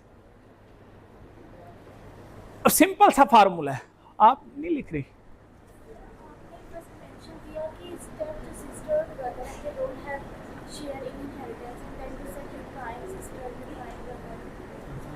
हाँ, ये बात आपने बहुत अच्छी की है कि स्टेप, वो जो स्टेप मैंने कहा ना कि उनका शेयर नहीं होता, उनका शेयर उस वक्त नहीं होता। स्टेप कब होता है?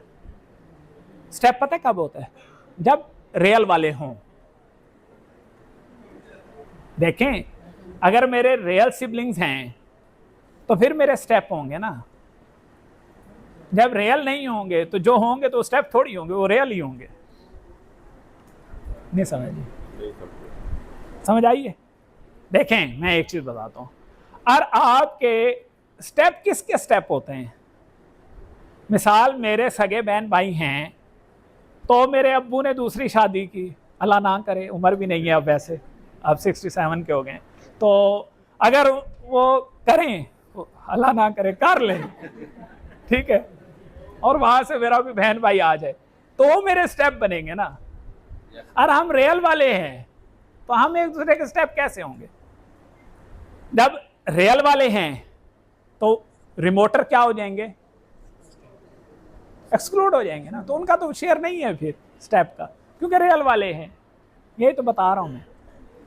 जब रियल होते हैं ना तो स्टेप रिमूव हो जाते हैं रिमोटर, जब वही पिछले चार्ट पे जाते हैं। मुझे एक बात वैसे बताऊं, मुझे नहीं पता टीचर्स का या उसका, लेकिन I always feel happy to respond answers, मुझे खुशी होती है। देखें ये जो जर्माइन ये सब हैं, ये कौन सी टेयर में आ रहे हैं, ये कौन से लेवल के शेयरर्स हैं? सेकेंडरी, ये पहले लेवल पर नहीं है, तो इसलिए ये वहां एक्सक्लूड थे। अगर ये पहली टेयर में नहीं होंगे तो फिर तो ये उनकी जगह आ जाएंगे ना, फिर स्टेप नहीं होंगे एक दूसरे के लिए। यही कंफ्यूजन बेटा नहीं रखनी, कंफ्यूजन नहीं रखनी, इसीलिए मैं कह रहा हूं। अच्छा, अब फिर नहीं आई समझ, फिर समझाऊं। देखें फिर मैं समझाता हूं। स्टेप रिलेशनशिप तब होते हैं जब एक शख्स ने 2-3 शादियां की हुई हैं, उनके बच्चे आपस में, हाँ मदर साइड से भी तो स्टेप ही होंगे ना एक दूसरे के लिए। लेकिन अगर आपके उसमें से जो रियल वाले होंगे, पहले तो उनको शेयर मिलेगा ना। जब रियल सिस्टर ब्रदर्स होंगे या सन डॉटर होंगे तो उनको शेयर मिलेगा, स्टेप वाले एक्सक्लूड होंगे उनकी वजह से। अगर वो नहीं होंगे तो फिर हम एग्नेटिक की तरफ जाएंगे, तो फिर उनका स्टेप कोई नहीं है, वही बचते हैं, जर्माइन बचते हैं या एग्नेटिक बचते हैं। इस तरह से ये सेकेंडरी टेयर के हैं। सही बात, एग्जाम्पल समझाते हैं। और अच्छा अब देखें, बड़ा सिंपल सा, फादर और मदर का शेयर है 1/6 इफ डिसीज हैज चिल्ड्रन, ठीक है। अब इसी के आगे एक और कैटेगरी बना लें, अगर चिल्ड्रन नहीं हैं तो यही जो 1/6 है ना, अगर चिल्ड्रन नहीं है तो ये उसका हाफ हो जाएगा 1/3। चिल्ड्रन होंगे डिसीज के तो 1/6, चिल्ड्रन नहीं होंगे तो 1/, क्लियर हो गया।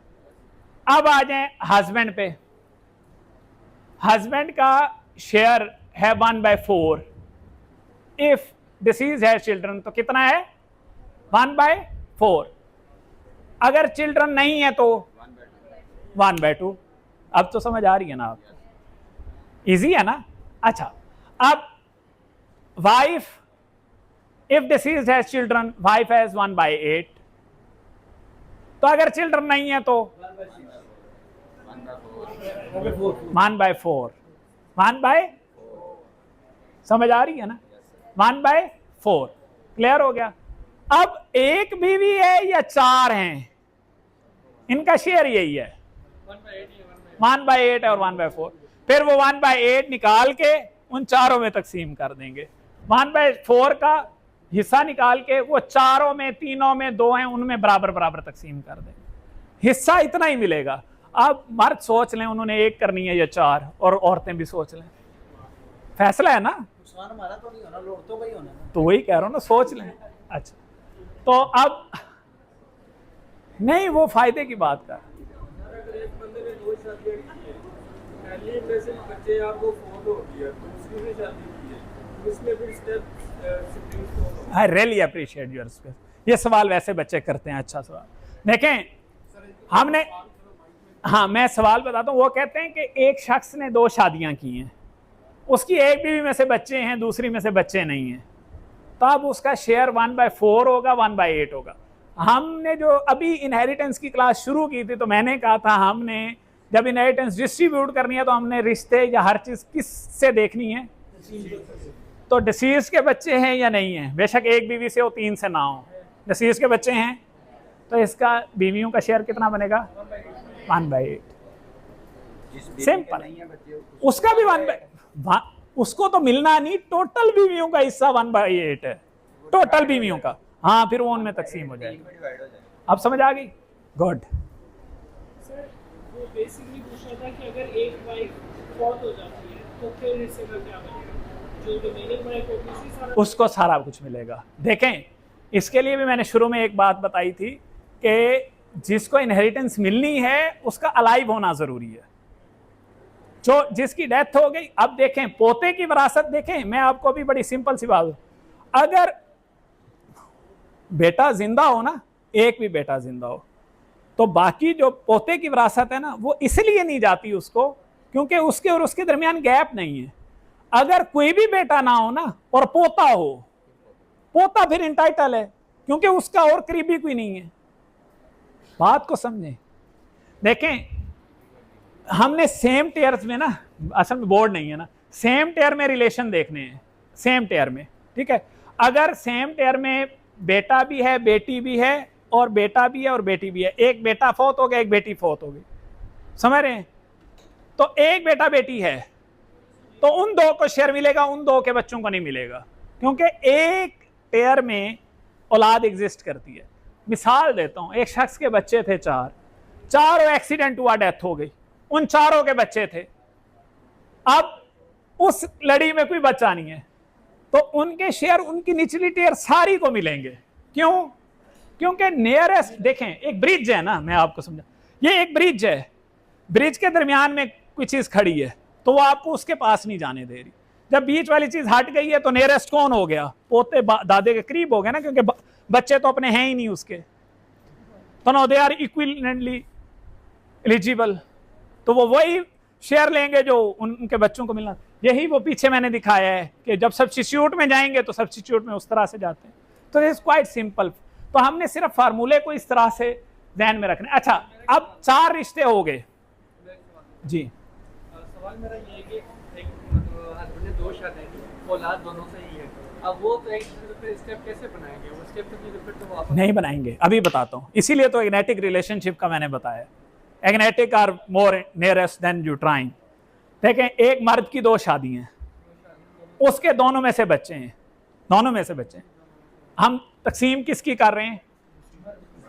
जो मरा है। फिर भूल जाते हैं आप लोग, आपने रिश्ते काउंट करने हैं उससे, उसके बच्चे दोनों जर्माइन हैं। उन बच्चों के आपस के रिश्ते ना देखो, डिसीज के साथ देखो, वो दोनों बीवी उसकी हैं, वो दोनों में से बच्चे उसी के हैं, तो वो उसके फुल चिल्ड्रन और फुल वो हैं, इक्वल एलिजिबल हैं। 4 बेटे हैं, चारों को बराबर हिस्सा मिलेगा। कोई स्टेप नहीं है कि एक आयशा का, सॉरी नाम ये वैसे लेने पड़ते हैं, नाम कोई बैठा हो, मैं नाम नहीं लेता, चले ए बी, क्योंकि स्टूडेंट तो टॉलरेट कर लेते हैं, आप वकील हैं, आप ऑफेंड ही ना हो जाए। तो ए और बी थी 2 बीवियां, ए के बच्चे भी उसी के हैं, बी के बच्चे भी उसी के हैं, वो आपस में उनका यूट्राइनल रिलेशनशिप है। उस मेल के तो दोनों पूरे बच्चे हैं ना। सिंपल सिंपल रहे। Any other question? सर, ये जो बेटे का शेयर डबल होता है और बेटी का सिंगल होता है, फॉर एग्जांपल एक डिसीज्ड है, उसके 3 बेटे हैं, 2 बेटियां, तो जो वो सिंगल शेयर होगा वो दोनों बेटियों में कलेक्टिवली होगा या किस तरह से? ऐसे नहीं होगा। आपका क्या नाम है? अहमद भाई, सिर्फ 5 मिनट सब्र कर लें, इसी चीज पे आ रहा हूँ। डिस्ट्रीब्यूशन कैसे होगी? 5 मिनट, मैं नहीं भूलूंगा, वो आ रहे हैं आगे। अच्छा, समझ आ, अब हम कहां तक पहुंच गए थे? हस्बैंड और वाइफ तक हो गया। उसके बाद अब सिचुएशन बेटी की तब आती है, बेटी की सिचुएशन तब आती है, याद रखिएगा जो कुरान ने बताया, जब मेल बेटा नहीं है तब की हम बात कर रहे हैं। मेल है तो वो मैंने सर के सवाल का जवाब दिया, वो फिर और कैटेगरी। अगर मेल सन नहीं है तो अगर अकेली बेटी है तो उसकी बात कर रहे हैं अब, तो क्या शेयर मिलेगा उसे? 1/2। अगर बेटी नहीं है, सगी बेटी नहीं है, फिर हम किधर चले जाएंगे? अगले रिश्ते, कंजाइन पर, यूट्राइन पे, समझ गए? अब उधर भी नहीं जाते। अगर बेटी नहीं है, बेटे की भी डेथ हो गई है और ग्रैंड डॉटर है, तो फिर उसको क्या शेयर मिलेगा? अकेली है तो 1/2। गुड, 1/2, क्योंकि उसका सब्स्टिट्यूट कर रहे हैं। समझ आ रही है ना?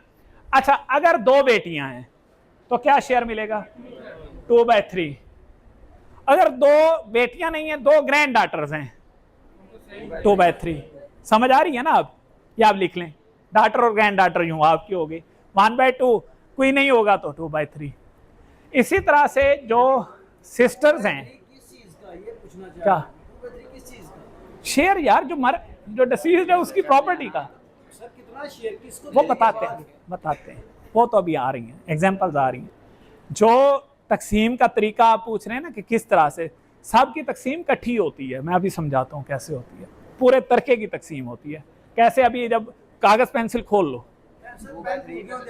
मैं जनाब, ये लें पेन, ये लें सर, आप लेके बैठे ना, अभी आपसे एक्सरसाइज मैंने इससे लाजमन कराएंगे इंशाल्लाह। ठीक है, नहीं मुझे सवाब होगा। ये मैं इनहेरिटेंस, ज़िंदगी में मेरे शायद कुछ स्टूडेंट्स भी हों, मैं ये इनहेरिटेंस 5 सब्जेक्ट है जो मैं सवाब के लिए पढ़ाता हूँ।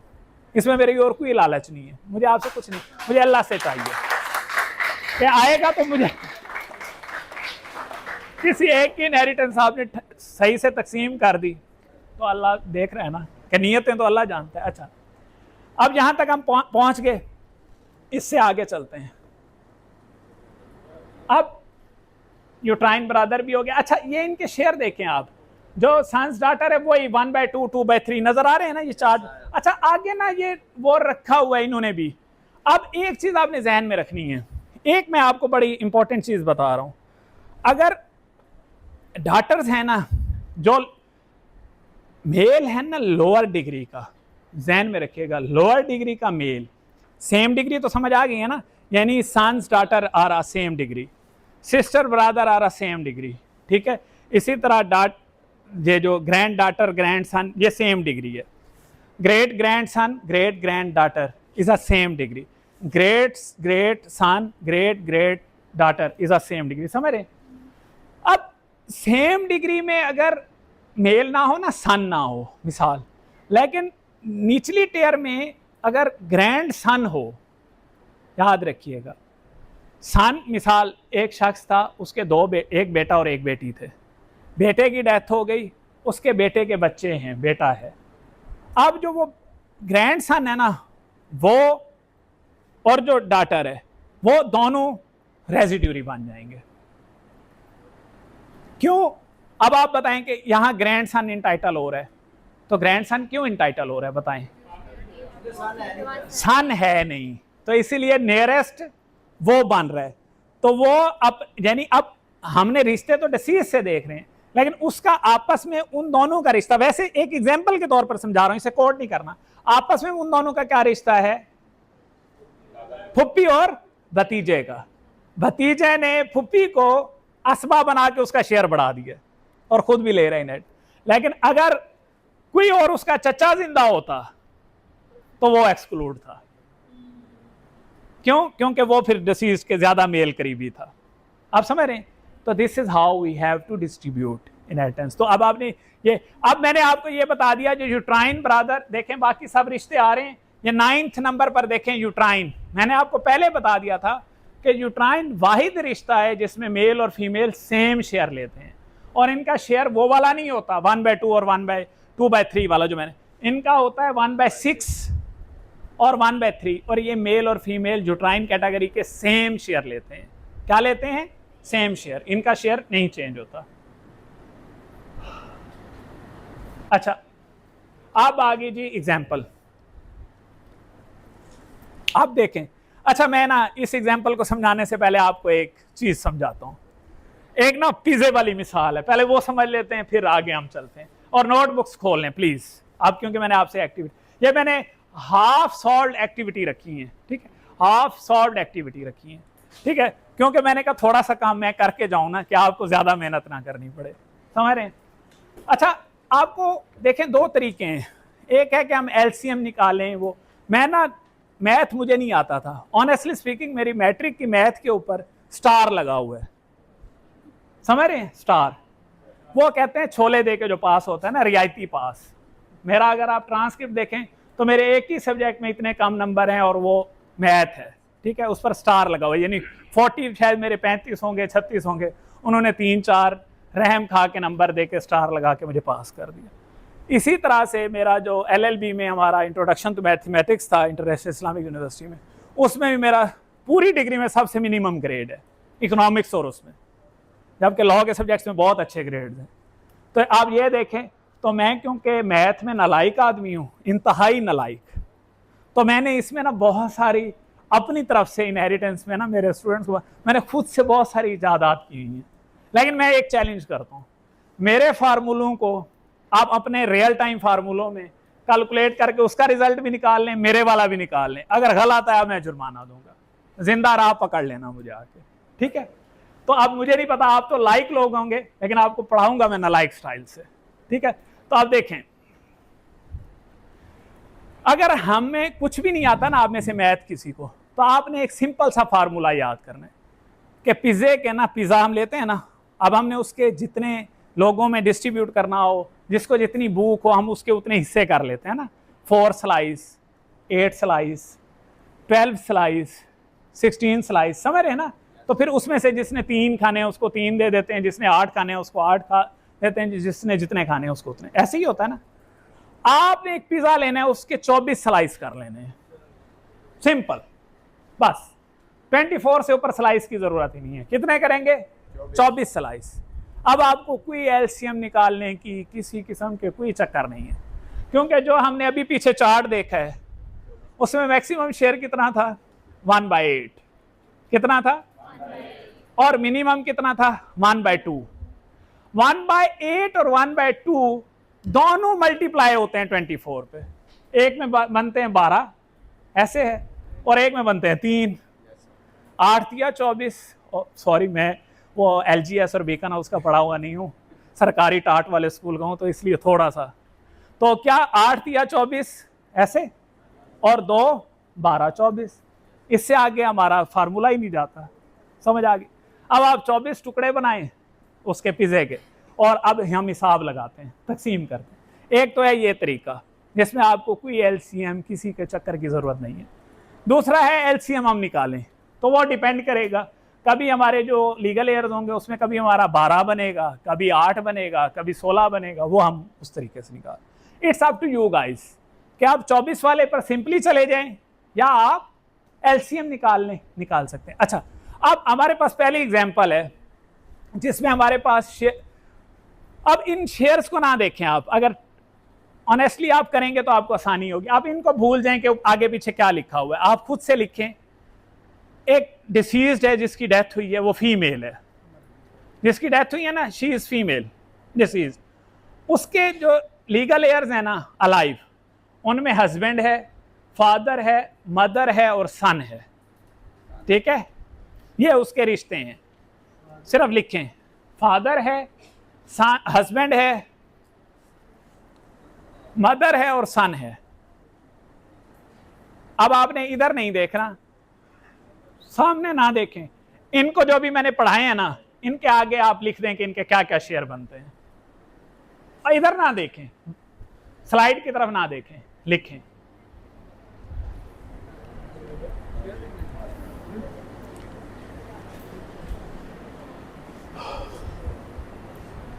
और वो जो मेरे लास्ट पर भाई बैठे हैं, लास्ट वाले भाइयों में से कोई भाई हाथ खड़ा करे और मुझे बताए किसका क्या क्या शेयर है। आल्दो के लिखा हुआ है सामने, कोई भाई वॉलंटियर?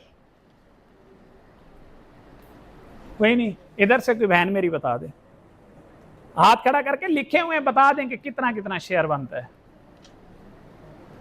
कोई नहीं वॉलंटियर? किधर है जी? आप बताएं। अच्छा, इसमें हस्बैंड का क्या बनेगा? 1/4। क्यों? चिल्ड्रन हैं, गुड, यही चीज सब सुनते हैं, क्योंकि उसके बच्चे हैं तो इसलिए उसको दे रहे हैं हम 1/4। और मदर को क्यों? क्योंकि चिल्ड्रन हैं तो 1/6। तो सन का कितना है? बाकी जो बच्चे का रेजिड्यूरी, क्योंकि वो मेल आ गया ना, रेजिड्यूरी है। अच्छा, अब ये जो इसका एलसीएम निकालें हम, 1/4 है, 1/6 और 1/6 है, ये इनका जो वो बराबर वाला है वो क्या बनता है? 12 पर डिस्ट्रीब्यूट हो सकती है ना सबकी प्रॉपर्टी। तो अब हमने 12 इनका एलसीएम लिया, ठीक है, तो 4 भी तकसीम हो गया, तो कितने बने? 3 2 हिस्से चले गए फादर को, क्योंकि वो 2 हिस्से मदर को दे दिए, 2 फादर को दे दिए, 3 हिस्से दे दिए किसको? हस्बैंड को। तो ये कितने हो गए? 7 हिस्से हमने इन तीनों को दे दिए, समझ रहे मेरी? और 5 बच गए, वो हमने जो पिज्जा था उसके 12 स्लाइस किए थे। कितने किए थे? 12, जिसमें से हमने 3 हिस्से दे दिए हस्बैंड को, 2 हिस्से दे दिए फादर को, 2 हिस्से दे दिए मदर को, तो 5 हिस्से किसको मिले? बेटे को। 12 हो गए डिस्ट्रीब्यूट इनहेरिटेंस। अब इन 12 हिस्से जो हमने किए हैं, इसके लिए असल में क्या करना होता है? अब मैं आपको रियल टाइम भी समझाता हूँ कि आप जो डिसीज्ड है उसके पास जितना तरका है, जितना भी तरका है, अगर वो कैश है, मॉनेटरी वैल्यू है, तो उसके 12 हिस्से करेंगे। बात मेरी समझे, ये रियल टाइम है, उसके 12 हिस्से करके इसी तरह से डिस्ट्रीब्यूट कर देंगे।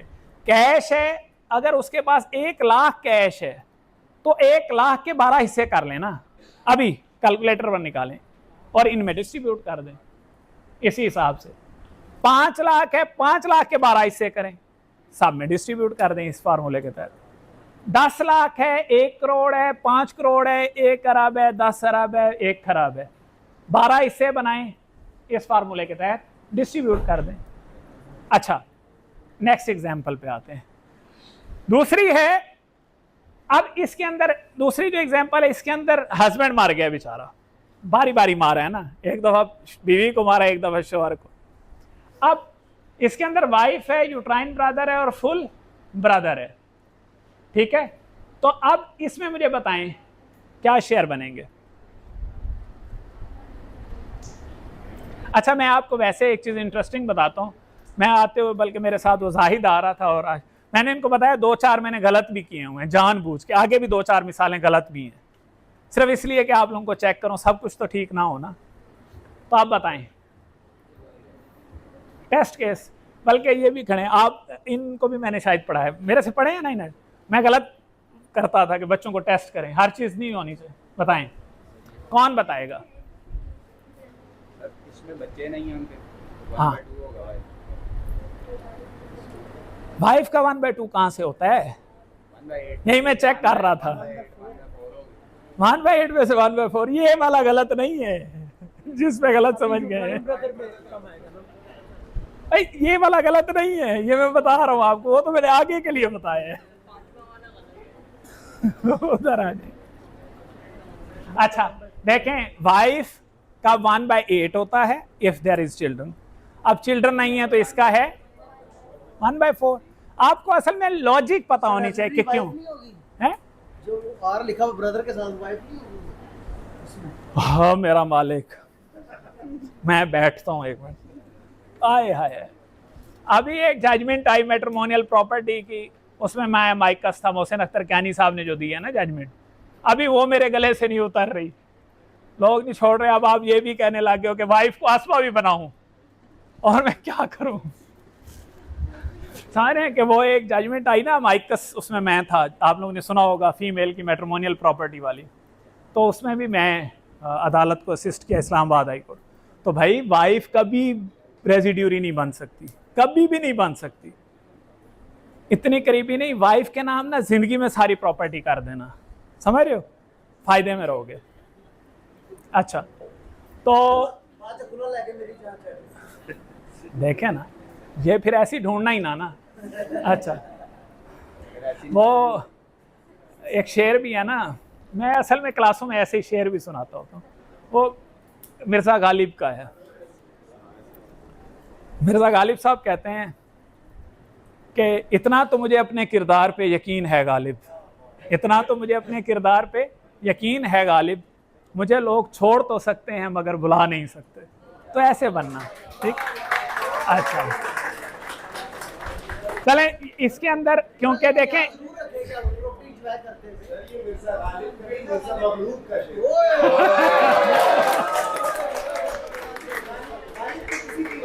हाँ, अच्छा देखें, अब इसके अंदर जो चीज़ असल में एक्चुअली जो एग्जांपल्स भी डिज़ाइन किए हैं ना मैंने, ये इस तरह से किए कि आप लोगों को हमेशा याद रहें। और आप कल सेकंड एग्जांपल के अंदर ना यूट्राइन रिलेशनशिप को डाला है। यूट्राइन में और मैंने बाकियों में फ़र्क बताया था कि बाकियों में मेल और फीमेल का, लेकिन जो यूट्राइन है उसका शेयर फिक्स्ड है, वो रेजिड्यूरी। अब इसके अंदर जो फुल ब्रदर है वो रेजिड्यूरी बन रहा है, लेकिन जो यूट्राइन है उसका शेयर, अगर यूट्राइन सिस्टर भी होती या ब्रदर, उसका शेयर फिक्स है, कितना, 1/6। अगर ये फुल ब्रदर ना होता, मेरा सवाल है आपसे, अगर फुल ब्रदर ना होता तो फिर यूट्राइन ब्रदर का शेयर क्या था, 1/3। गुड, कितना था, 1/3। क्योंकि अब वो क्लोज वाला है तो उसको हम इसलिए दे रहे हैं क्योंकि वो अकेला है, इसलिए हम उसको।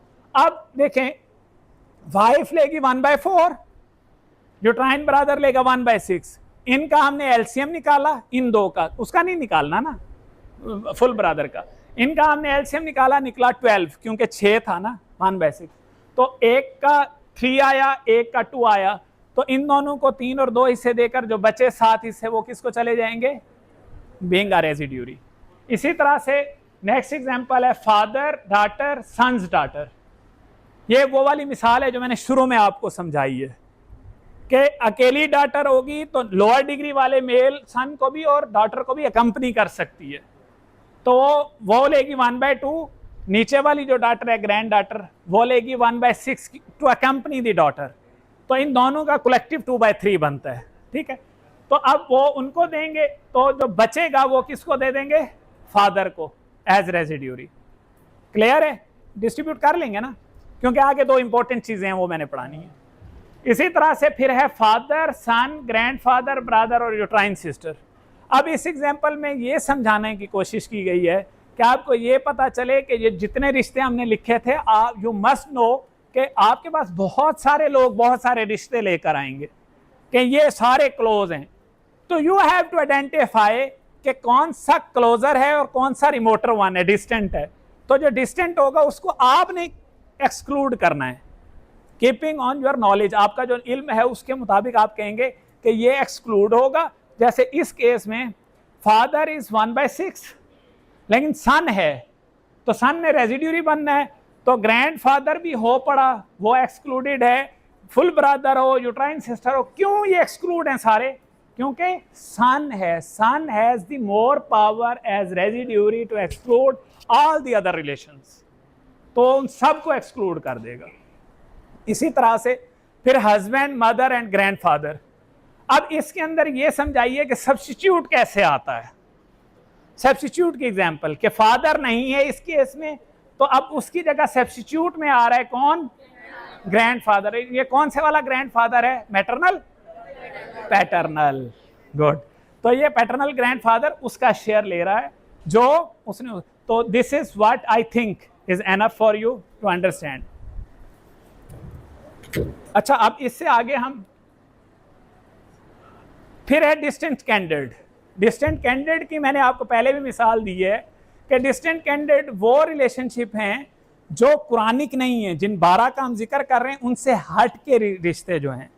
अब लेकिन उनकी बारी तब आएगी, याद रखें, अगर इन 12 रिश्तों में से कोई नहीं होगा तो, वरना नहीं कि में मुंह उठा के नहीं, वो कुरानिक शेयरर्स में से कोई आ गया तो फिर इनका कोई एलिजिबिलिटी नहीं है, ठीक है। अगर उनमें से कोई नहीं है तो फिर, यानी ये बहुत रेयर होता है, बहुत रेयर होता है। और इनके शेयर्स जो हैं वो उसी तरह से हैं कि फीमेल का 1/6, मेल का 1/6। हाँ, अगर पैटर्नल अंकल की तरफ से रिश्ते आगे जा रहे हैं, सुने, पैटर्नल अंकल की तरफ से या पैटर्नल अंकल का सन्स और पीछे कोई नहीं है, तो then he can be a residuary. जो बचेगा तो फिर उसको दिया जा सकता है, उसके अलावा नहीं। अब इसी तरह से ये रिलेशनशिप चलने हैं मैटरनल और पैटर्नल। अब ये बड़ी टेक्निकल चीज़ है, ये 2 रूल हैं। ये रूल अगर आपको आ गए ना तो समझे मेरी आज की सारी एफर्ट पूरी हो जाएगी। ये हैं टेक्निकल थोड़े से। अब तक अगर आपकी तवज्जो है तो ये रूल समझ आ गए तो समझे हमारा सारा सबक जो है ना आज का, वो मैं पास हो जाऊंगा अल्लाह के हुजूर। अब ऐसी सूरत हाल बनती है सम टाइम कि लीगल एयर्स तो होते हैं कुरानिक, लेकिन रेजिड्यूरी नहीं होता। होती है ना सूरत हाल कि मेल कोई रेजिड्यूरी नहीं होता, फीमेल के रिश्ते होते हैं या हस्बैंड होता है कि रेजिड्यूरी नहीं होता कि जो बच्चे उसको दे दें हम। समझ रहे मेरी बात? ऐसा केस हो तो जो बचेगा सारा हम उसको दे देंगे ना। अब ऐसी सूरत हाल में ऐसा होता है कि सम टाइम शेयर्स बढ़ जाते हैं और जो हमने शेयर निकाले होते हैं वो थोड़े होते हैं, तो फिर क्या करें? मसला बन गया। सम टाइम शेयरर्स ज़्यादा होते हैं, शेयर्स कम होते हैं, सम टाइम शेयर्स ज़्यादा होते हैं, शेयरर्स कम होते हैं। अब ये एक कॉम्प्लिकेटेड इशू बन जाता है। तो in that very scenario how to distribute the inheritance, this is very technical issue. तो इसके लिए ना फुकहा ने हमारे लिए बड़ी एफर्ट करके 2 रूल बनाए हैं फॉर द डिस्ट्रीब्यूशन। एक को कहते हैं डॉक्ट्राइन ऑफ ऑल इंक्रीज, यानी जो शेयर्स हैं या जो शेयरर्स हैं उनको बढ़ा दिया जाए। दूसरा है डॉक्ट्राइन ऑफ रद्द, ठीक है, रिटर्न, या उसको कम किया जाए। ये दो एप्लीकेशंस कैसे अप्लाई हो, बहुत आसान एप्लीकेशन है। एक नालायक बंदे से पढ़ रहे हैं जिसको मैथ नहीं आता, तो उसने अपने फार्मूले बनाए हैं। उन फार्मूले से देखें, मैंने किताबी फार्मूले भी लिखे हुए हैं, ये देखें मैं आपको दिखाता हूँ। ये मैंने ना आप लोगों के लिए किताबी फार्मूले लिखे हैं, ये आगे सारी तकसीम ज़रबें करके।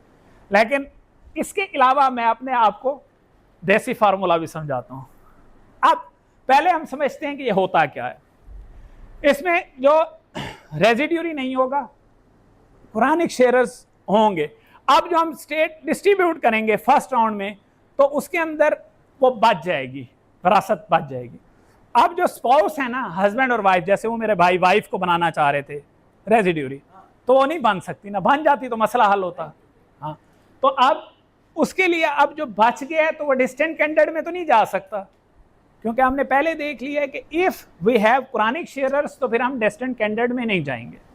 अब होता क्या है, मिसाल के तौर पर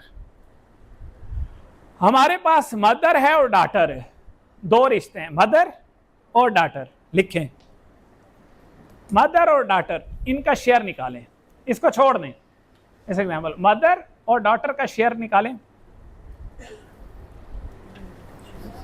अगर ये मदर और डॉटर हों तो इनका क्या शेयर होगा, हाथ खड़ा करें और एलसीएम भी निकाल लें। जी जी हाँ, हाफ, तो 1/6 और 1/2, एलसीएम निकला 6। ऐसे डिवाइड किया तो 3 हिस्से चले गए बेटी को, ठीक है, एक हिस्सा चला गया मां को, तो हमारे पास हिस्से कितने बचे, 6। तो हमारे पास हिस्से ज्यादा हैं, तो अब क्या करें। अब हमने क्या करना है, हमने इन्हीं दोनों में पूरी प्रॉपर्टी एग्जीक्यूट करनी है। ऐसे ही है ना, इन दोनों में प्रॉपर्टी एग्जीक्यूट करनी है। अब एक तो हमारे पास तरीका है कि हम इस पूरे फार्मूले को, यानी जैसे लिखा हुआ है the total is 1/6 plus 1/2 is 2/3 which means is hence male is 1/6। ये सारा मैंने लिखा हुआ है, मल्टीप्लाई करें 3 के साथ और उसका फिर वो निकालें। एक तो ये फार्मूला है, एक इसका शॉर्टकट फार्मूला है जो मेरी एक नाकिस अंडरस्टैंडिंग है। मैं कहता हूं कि अगर हम ये करें कि जितने हमारे पास शेयर्स हैं ऊपर, ठीक है, वो तो निकल आए, हम नीचे वाला जो डिनोमिनेटर है 6, उसको हम रिटर्न करके उतना ही कर दें जितने शेयर्स हैं। मिसाल के तौर पर हमारे पास ऊपर शेयर्स कितने बनते हैं, 3 + 1 = 4, तो नीचे हमारे पास शेयर्स हैं 6, तो उसको अगर हम 4 करके इन दोनों को इनका शेयर दे दें तो क्या डिस्ट्रीब्यूट नहीं हो जाएगा। सुने, पिज्जा है, पिज्जे के हमने स्लाइस किए हैं कितने, 6 स्लाइस कर लिए एज पर रूल। हमने उसमें से एक स्लाइस दे दिया, सॉरी, उसमें से हमने एक स्लाइस दे दिया मां को और 3 दे दिए बेटी को, 2 स्लाइस हमारे पास बच गए, ठीक है। हमने देने कितने थे, 6 देने थे। मैं आपको उसका आसान तरीका बता रहा हूँ, डॉक्ट्राइन ऑफ रद्द अप्लाई करें कि उसके हम वो करें। तो अगर हम उस पिज़्ज़े के ही 4 स्लाइस कर लेते हैं सिंपल वे में, कितने, 4 स्लाइसेस कर दिए, उनको 3 दे दें, बेटी को 1 दे दें, तो क्वांटिटी तो बढ़ जाएगी ना। देखें सिंपली मैं समझाना, चले मैं आपको आसान भाषा में समझाता हूँ। देखें एक पिज़्ज़ा है, उसके हमने 6 स्लाइस किए हैं, तो स्लाइस का साइज है छोटा, समझ रहे हैं, तो जो क्वांटिटी है वो उतनी ही है। जब हमने उस 6 स्लाइस वाले पिज़्ज़े के, हमने बड़े पिज़्ज़े के 4 स्लाइसेस किए, तो उसका शेयर बढ़ गया ना हर पीस का, तो इन्फ्रिंजमेंट ऑफ राइट थोड़ी हो रहा है, वो तो बराबर ही जा रहा है उसको जितना उसने लेना है। यानी बेशक हम मदर को 1 ही दे रहे हैं शेयर, समझ रहे, लेकिन वो शेयर बड़ा हो गया ना, स्लाइस बड़ा हो गया, तो उसका राइट ऑफ इन्फ्रिंजमेंट। तो ये आसान तरीका नहीं है क्या हम एग्जाम्पल्स करें, वो सारी प्रैक्टिस करें, तो इस तरीके से डिस्ट्रीब्यूट। चलें कोई बात नहीं, ना घबराएं, हम एक और मिसाल देखते हैं। चलें जी, आ जाएं जी, केस स्टडी आगे। इसके ऊपर देखें, अब हस्बैंड है और 2 डॉटर्स हैं, हस्बैंड और 2 बेटियां हैं। हस्बैंड का शेयर क्या होता है? क्या होता है हस्बैंड का शेयर? 1/4। क्यों? क्योंकि डॉटर्स हैं। अगर डॉटर्स ना होती तो 1/2। गुड।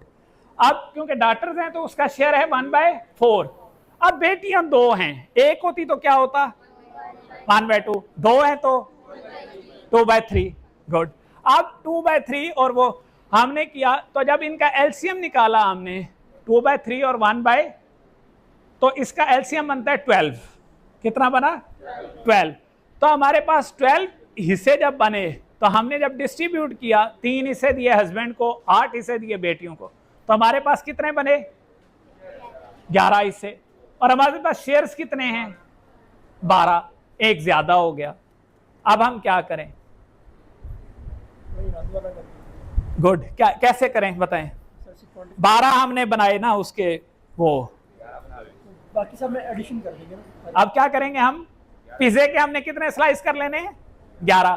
तो पिज्जे के स्लाइस का साइज थोड़ा हो जाएगा बड़ा, तो सबको इक्वली मिलेगा, किसी का इंफ्रिंजमेंट ऑफ राइट नहीं हो रहा। क्लियर है? एक और मिसाल देखते हैं। ग्रैंड मदर है, डॉटर है और सन्स डॉटर है। ठीक है। अब ग्रैंड मदर को कितना गया? क्यों ग्रैंड उसको दे रहे हैं, मदर को हम?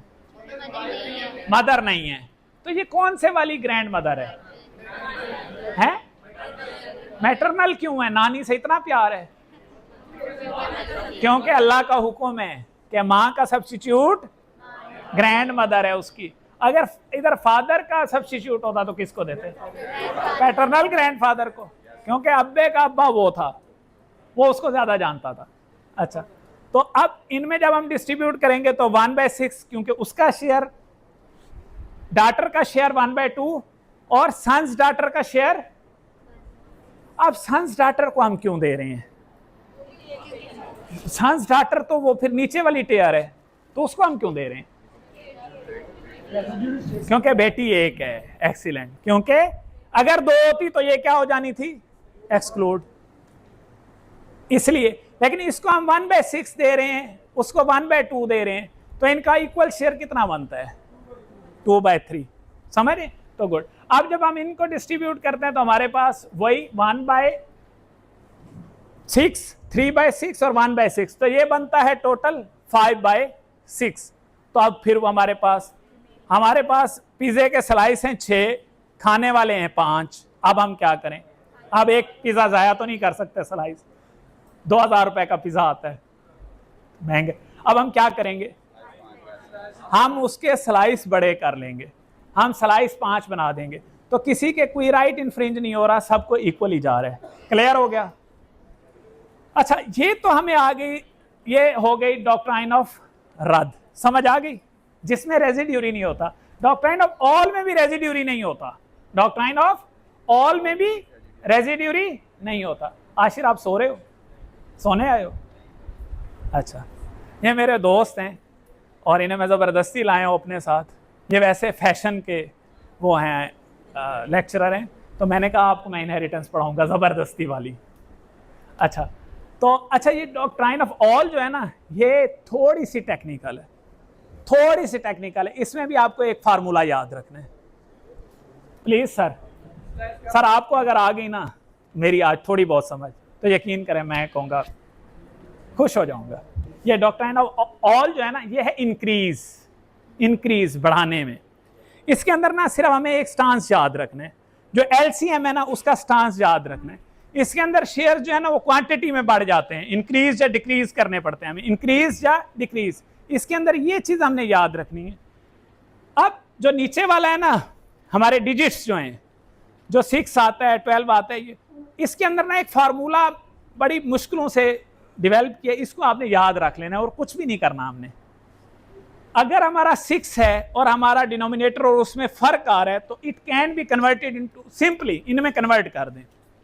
6 कैन बी कन्वर्टेड इनटू 7, 8, 9, 10 और 12, इनमें कन्वर्ट हो सकता है। इससे आगे पीछे आएगा ही नहीं ना, हमने कन्वर्ट करना है। अभी एग्जांपल्स करवाऊंगा, ठीक है।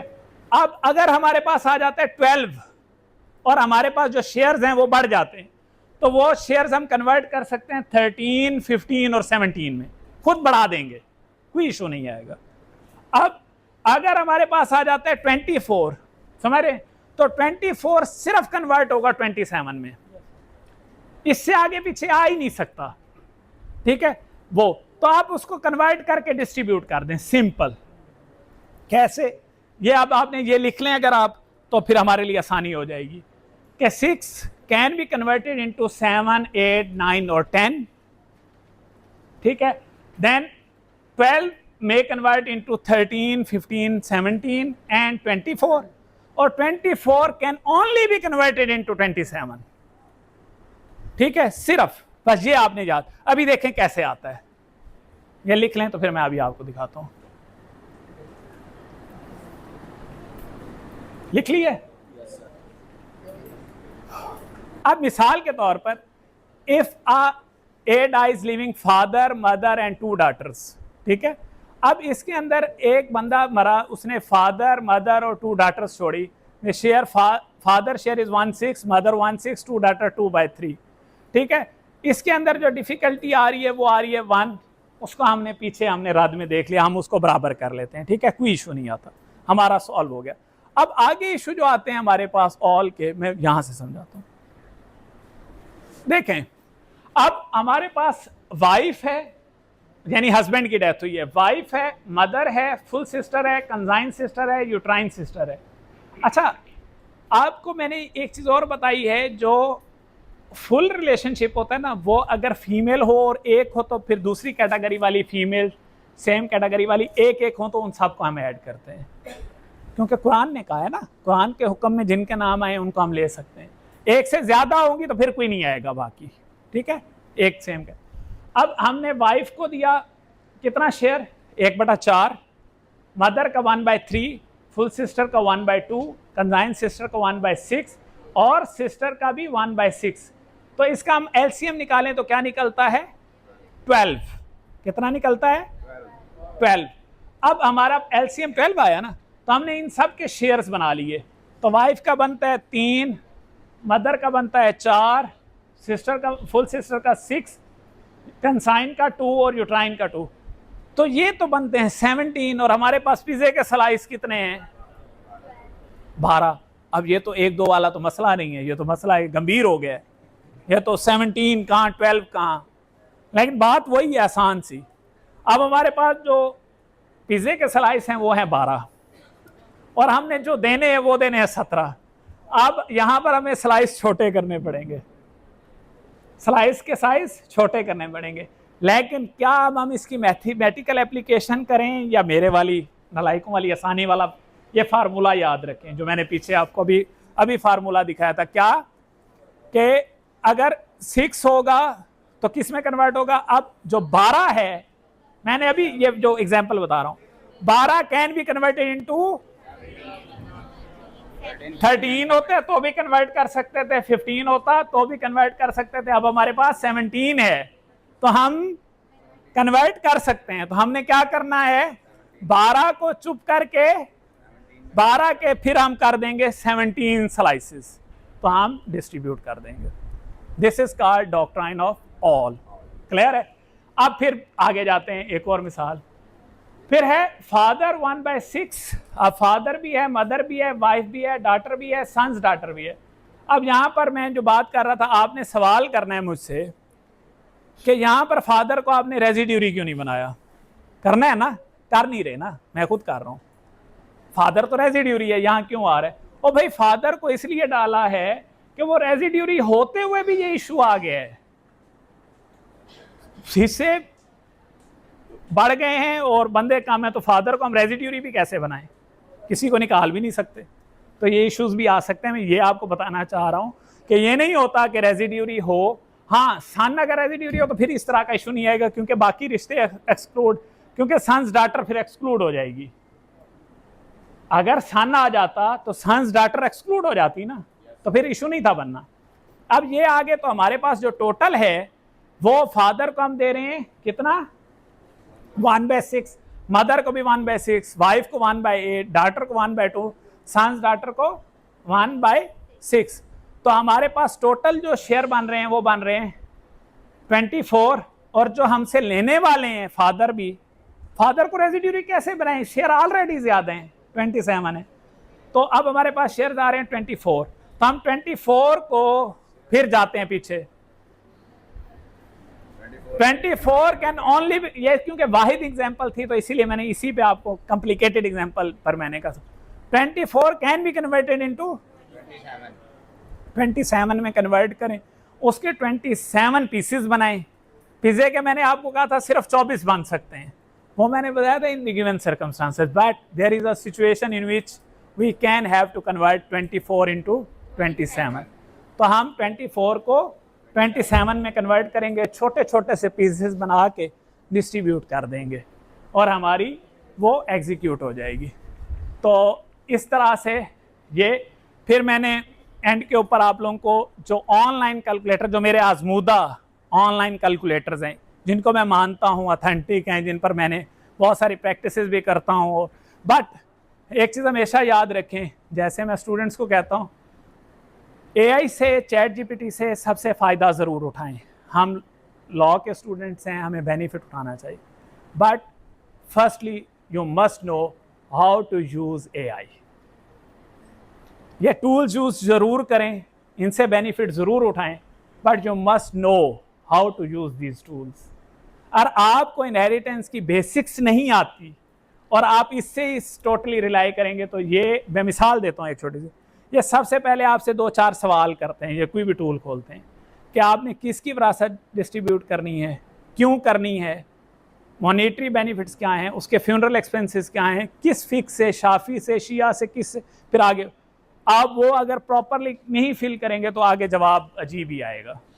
तो first you have to learn how to benefit these tools, और उसके बाद फिर आप इनसे बेनिफिट, ये ऑथेंटिक टूल्स हैं, इनसे आप बेनिफिट कर सकते हैं।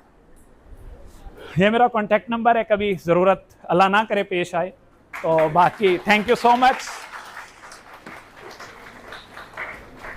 अब कोई सवाल है तो